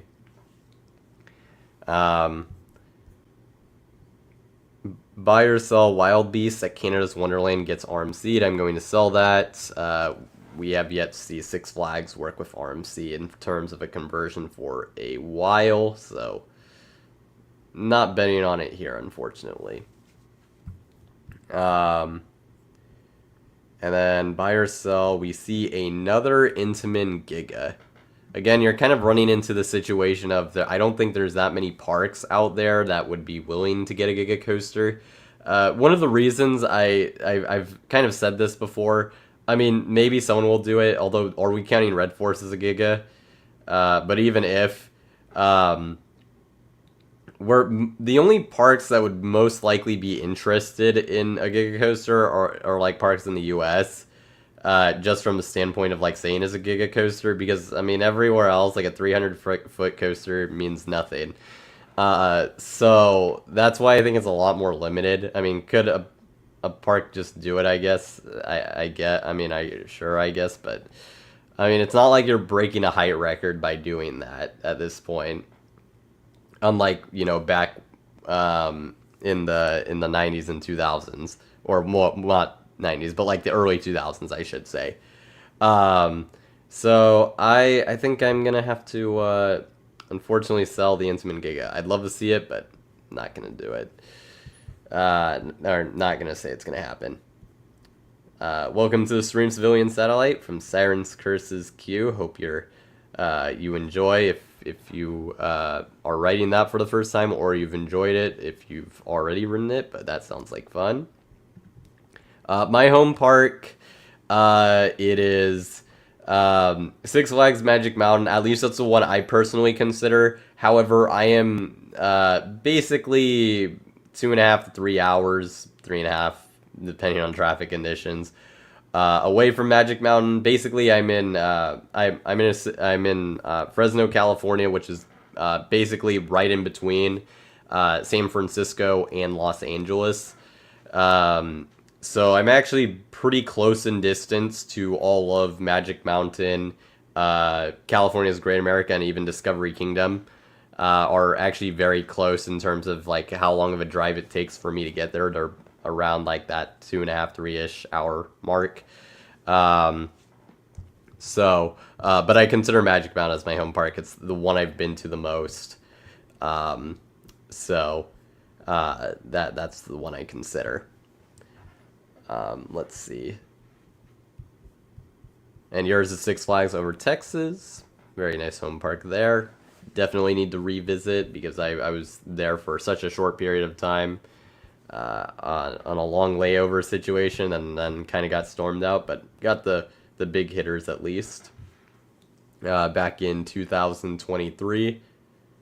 I did not know, Michael, that your home park was Cannon Park. That is interesting. Within 10 miles of it. Oh, wow. Let's see.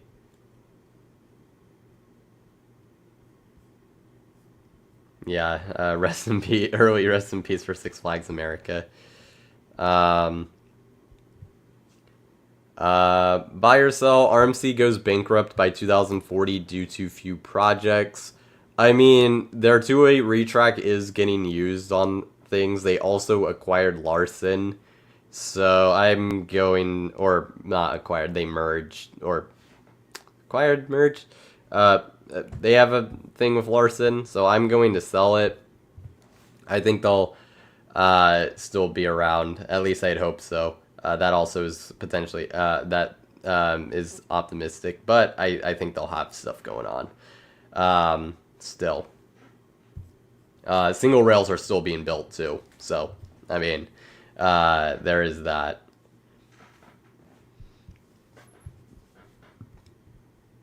Let's see. I think that's buy or sell. Six Flags will stop working with I mean, they haven't really worked with SNS on a new project in some time. I mean, what even was the last coaster they got from them? Yeah, let's look. From SNS, I think it might be Tumbili. Yeah. Which would have been on the Legacy Cedar Fair side, and then if you're talking Six Flags, it would have been Max Force, which was in 2019. So it's, I mean, they haven't really been getting new attractions from them as of late, and I mean, I don't think that'll change, at least for like the very near future, which is unfortunate because I mean, I mean, some of their concepts and their coasters, like, they look awesome. It's just been seemingly outside of free spins. Obviously, reliability has been an issue. With Steel Curtain obviously having all its issues. Gale Force had to be completely retracked after year one, which obviously was not ideal. The air launch coasters, obviously, those are pretty unreliable at this point. So we'll have to see. Maybe the Rail Rider and Axis coasters can catch on. That would obviously be nice to see. Don't know that I can bet on it, though, unfortunately. So, don't think they're going to be working with them super soon. Would love to be proven wrong, and would love to see SNS break through with some of their new models and new projects. Yeah. Alrighty. as the next few questions go in here, I mentioned Scandia Sacramento. I'll just kind of go into that. That's another park that I went to over this would have been last weekend. Um, and this park, as I mentioned earlier, has the only ENF Mile Wild Mouse, so it's actually basically one of the last major-ish coasters, if you could call it that, that I had left in California. I literally went to the park basically and only rode this once. It I if you follow me on Instagram, I kind of explained it. The coaster itself, very janky. The sounds this thing made while running was truly insane. When it made the turns, it was pretty wild. Definitely some of the most unnerving sounds I've ever heard from a coaster. And the coaster, the ride itself didn't track the best, but fortunately is actually pretty well padded, so appreciate that. That definitely made the ride experience a lot more enjoyable. The hairpin turns had some pretty crazy laterals, along with not just that, but also the actual like turns in the layout also had some pretty wild laterals. I will say was a little bit disappointed by the airtime on the drops and some of the hills. It was there, but I thought it was going to be crazier. I think for reference, the ride like Hurricane at Fun Spot Kissimmee, while way rougher, felt more unhinged than this ride, although this coaster certainly had its kind of crazy unhinged moments. I would say probably my favorite traditional Wild Mouse coaster still, just because it does have some of those crazier forces as far as traditional Wild Mice go. That would be excluding spinning Wild Mice in like my sort of rankings. Park itself, though, I'll just leave it as did not have the best of vibes. Was very much just going over there for a Crazy Dane coaster. And I probably should have mentioned what the price was. The price to ride Crazy Dane coaster once, in my case, ended up being $11 because I had to get a Scania card.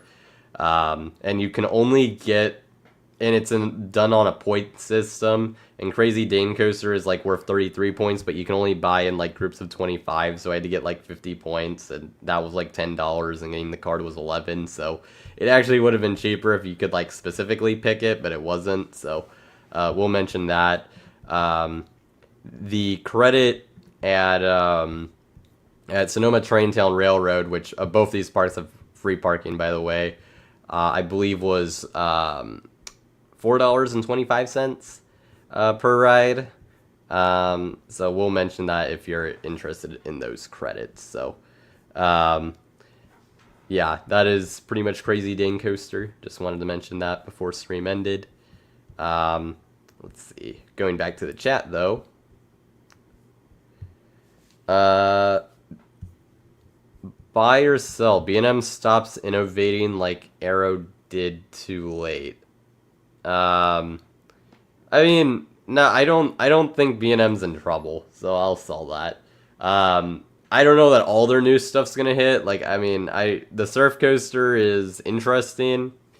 Good to see that apparently it seems like they're getting a second one over at Happy Valley Shanghai. That's obviously good to see. Based on what I've heard about Penguin Trek, that might be a one and done type of thing. The Family Invert, which, I mean, I know it's like super, super new. It was like, the first one was made in the like early 2010s, but still, at least here in the States, obviously, we're seeing that more and more. That seems like a model that we're seeing more of. So I'm gonna sell that. I think they'll be fine. I mean, you just with any manufacturer, I guess you'll have models that are kind of hits or misses. So, we'll kind of see how B&M fares with their new models, and if there's any more also on the horizon.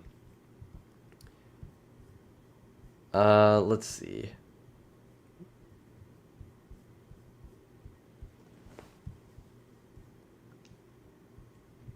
Yeah, Gale Force opening late definitely makes that visiting that park a bit of a logistical thing to consider.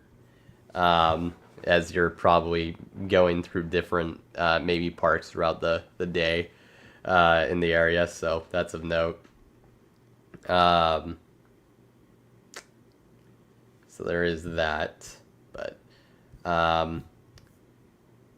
I see it is 10:26 Eastern, so I'll let any questions or buy or sells come through the next 4 minutes. I'll let those go through, and once we reach that time frame, I'll end the questions and buy or sells and wrap up the stream. Thanks to all of you who've been watching throughout, obviously live and also afterwards. Buy or sell, Vekoma will be Six Flags' new go-to manufacturer. I think we could see some more projects from them, but I'm just curious how much they're affected by the tariffs, because their coasters are manufactured in the Netherlands, so that may prove to be a little tricky, unfortunately, for them. But I would love to see them continue to be someone that Six Flags goes to, but I don't know that they're going to be like the main manufacturer they go to, so I will sell it, unfortunately, but I think we'll see. I mean, we'll still probably see hopefully a decent bit of projects from them, so I will leave it at that. Buy or sell, Six Flags Great Adventure gets another new coaster after the car replacement. I'm going to... I mean, it seems like they're putting a ton of effort into the car replacement. I mean, you kind of have to define soon. Like, give me like a number of years or something, and we'll kind of go from there. Because soon is so broad. Like, are we talking like 5 years, 1 year, 3 years? Like, I need a number. Within 2 years. Okay, that I can work with. I mean, another new coaster. That, it doesn't necessarily have to be huge. So there is that is worth noting. Although I guess it is, you're talking about our Green Lantern replacement. That would potentially be pretty sizable. I'm going to... I mean, I think if it were 3 years, I'd buy it. 2 is a pretty quick turnaround, but they are spending a lot of time on this, so maybe they could have another one in the works. You know what? Let's just because of the weird timeline of this one, it is tough though. It is tough. Because let's see, where would that put him? It would put him at 2029. All right. Nah, let's buy it. We'll buy it. We'll do it. Not a very confident buy, but why not? Would be nice to see to replenish, especially because I wouldn't be surprised if Great Adventure closes like another coaster within that time too. So not necessarily sure what it would be, but they do have a lot of coasters, so another one closing is not out of the realm of possibility. Potentially, hey, I mean, I guess Medusa maybe would be the one of concern there. Just kind of looking at the bunch. Buy or sell, more manufacturers start manufacturing in the U.S. I'm going to probably sell that. It seems like I don't... to build manufacturing plants over in a new place is probably pretty difficult, and I think most of the manufacturers that would be considering it can probably, I mean, they probably get enough projects over in Europe and Asia that it's like they don't need to do it, so I'm going to sell that they will do it. So I'm going to sell that. Buy Buy or sell King's Dominion expands the water park after closing Anaconda. I have not been to King's Dominion, so let me look at a map here just to get an idea. Because I assume that, yeah, it would probably have to be relatively close to Anaconda in order to suggest that. And it is... Okay, I think I see it. I think, yeah, that is it. So, yeah, it is kind of right up against the water park. Could be a spot. I'm gonna say no, but I'm gonna say no. I feel like it would be cool to see another coaster utilize that going over the body of water. But I mean, it is in an area where I could see it. So certainly, certainly I could see the vision, but I will sell it. Let's see. Okay, I guess we passed the 7:30, but I think Airtime Odyssey's question will probably be the last one. What are the next parks in the U.S. you think will get an RMC hybrid ground up?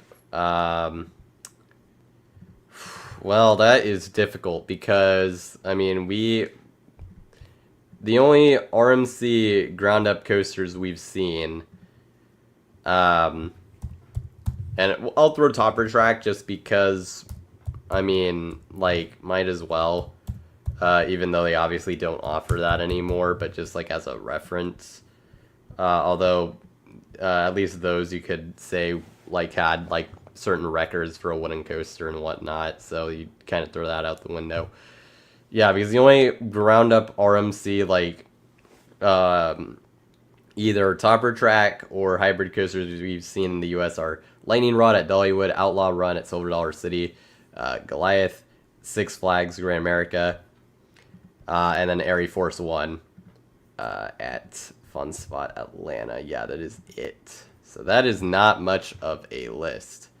Oh, ground up or not? Okay, so just RMC hybrid in general. Okay, that gives us a lot more. Because I was about to say, like, ground up, that is impossible to predict. Alright. I'm trying to think, what are, like, wooden coasters that would be candidates for a conversion? Six Flags Chain, we're kind of still seeing them sort out, or, like, I mean, maybe, but it's been a while since they've gotten a conversion, so maybe looking outside of that. Six Flags St. Louis, I'm not projecting that. I think that's too risky at this point to project. Boy, okay. That is interesting. I mean, I think I will have to look in the Six Flags chain, though, unless, I'd be curious because Herschend now has a bunch of Palace parks, and they were willing to work with RMC with, Fire in the Hole, even after, obviously, Lightning Rod they've had to work with them through a lot of the issues. Are there any coasters that are potential candidates?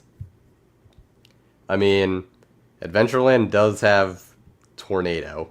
That is something. That could be.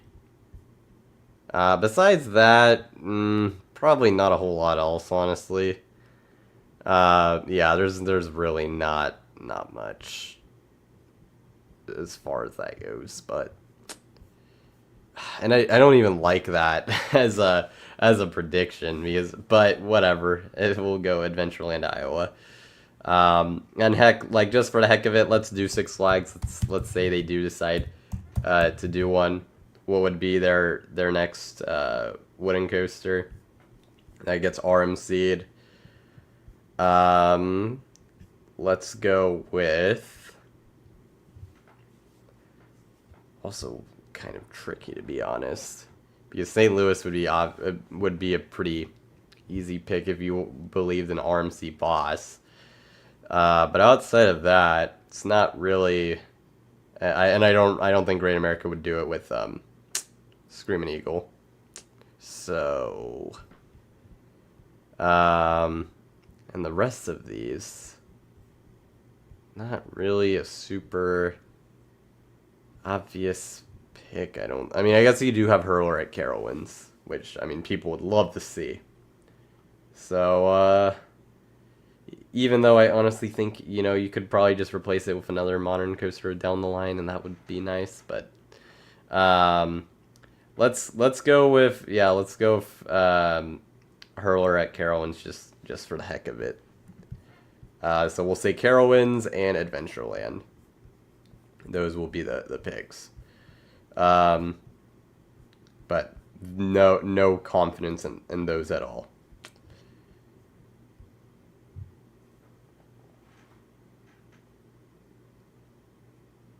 Let's see.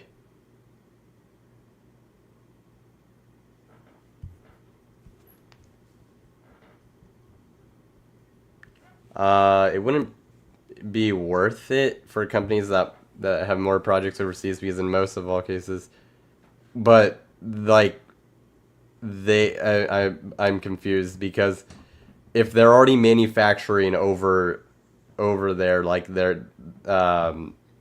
they are fine. It might be an issue for manufacturers that are manufacturing here and then going elsewhere, but I mean over there, I don't think it would be much of an issue. So, I don't think I don't see some of these manufacturers that say Gerstlauer, Vekoma. I don't see them doing that in terms of building over here. Also, I mean, we'll see how exactly these policies end up aging out in terms of what happens with them. It feels like that. I mean, there was a lot of change that happened over a short period of time already, and so I don't know necessarily where things are going to be in a few years. Let's see. Oh, okay, yeah, all right, that makes sense. You're saying that it wouldn't be the biggest advantage if they do majority overseas. Yeah, I don't really see much of a reason if they're already doing well over there. But who knows? Maybe I'm wrong. There certainly are companies that are building plants over here. So just don't necessarily think that it would be the case for a coaster manufacturer. Buy or sell Darien Lake replaces Predator with a Mac multi-launch. I mean, they keep Titan tracking it, and so I think it's pretty safe for a good while. And at least under the current ownership, like Darien Lake's not getting a Mac multi-launch, so I will sell it, unfortunately. But yeah, that would be. Obviously, Darien Lake getting a major coaster of any sort would be nice to see. I think that'll wrap it up, though, as far as the questions goes. So, appreciate all the buy or sells and the questions. And then also watching the stream and doing the Dark Ride quiz and testing out the tier list was definitely good to do those as well. And a good way to kind of end out the summer as I start the school year here, though, as I said, should be another stream coming up in the next few weeks here that hopefully will be announced in the not too distant future. So have that to look forward to. But with that being said, thank you all for watching, and I will see you all next time here on Coaster Hour. See you all.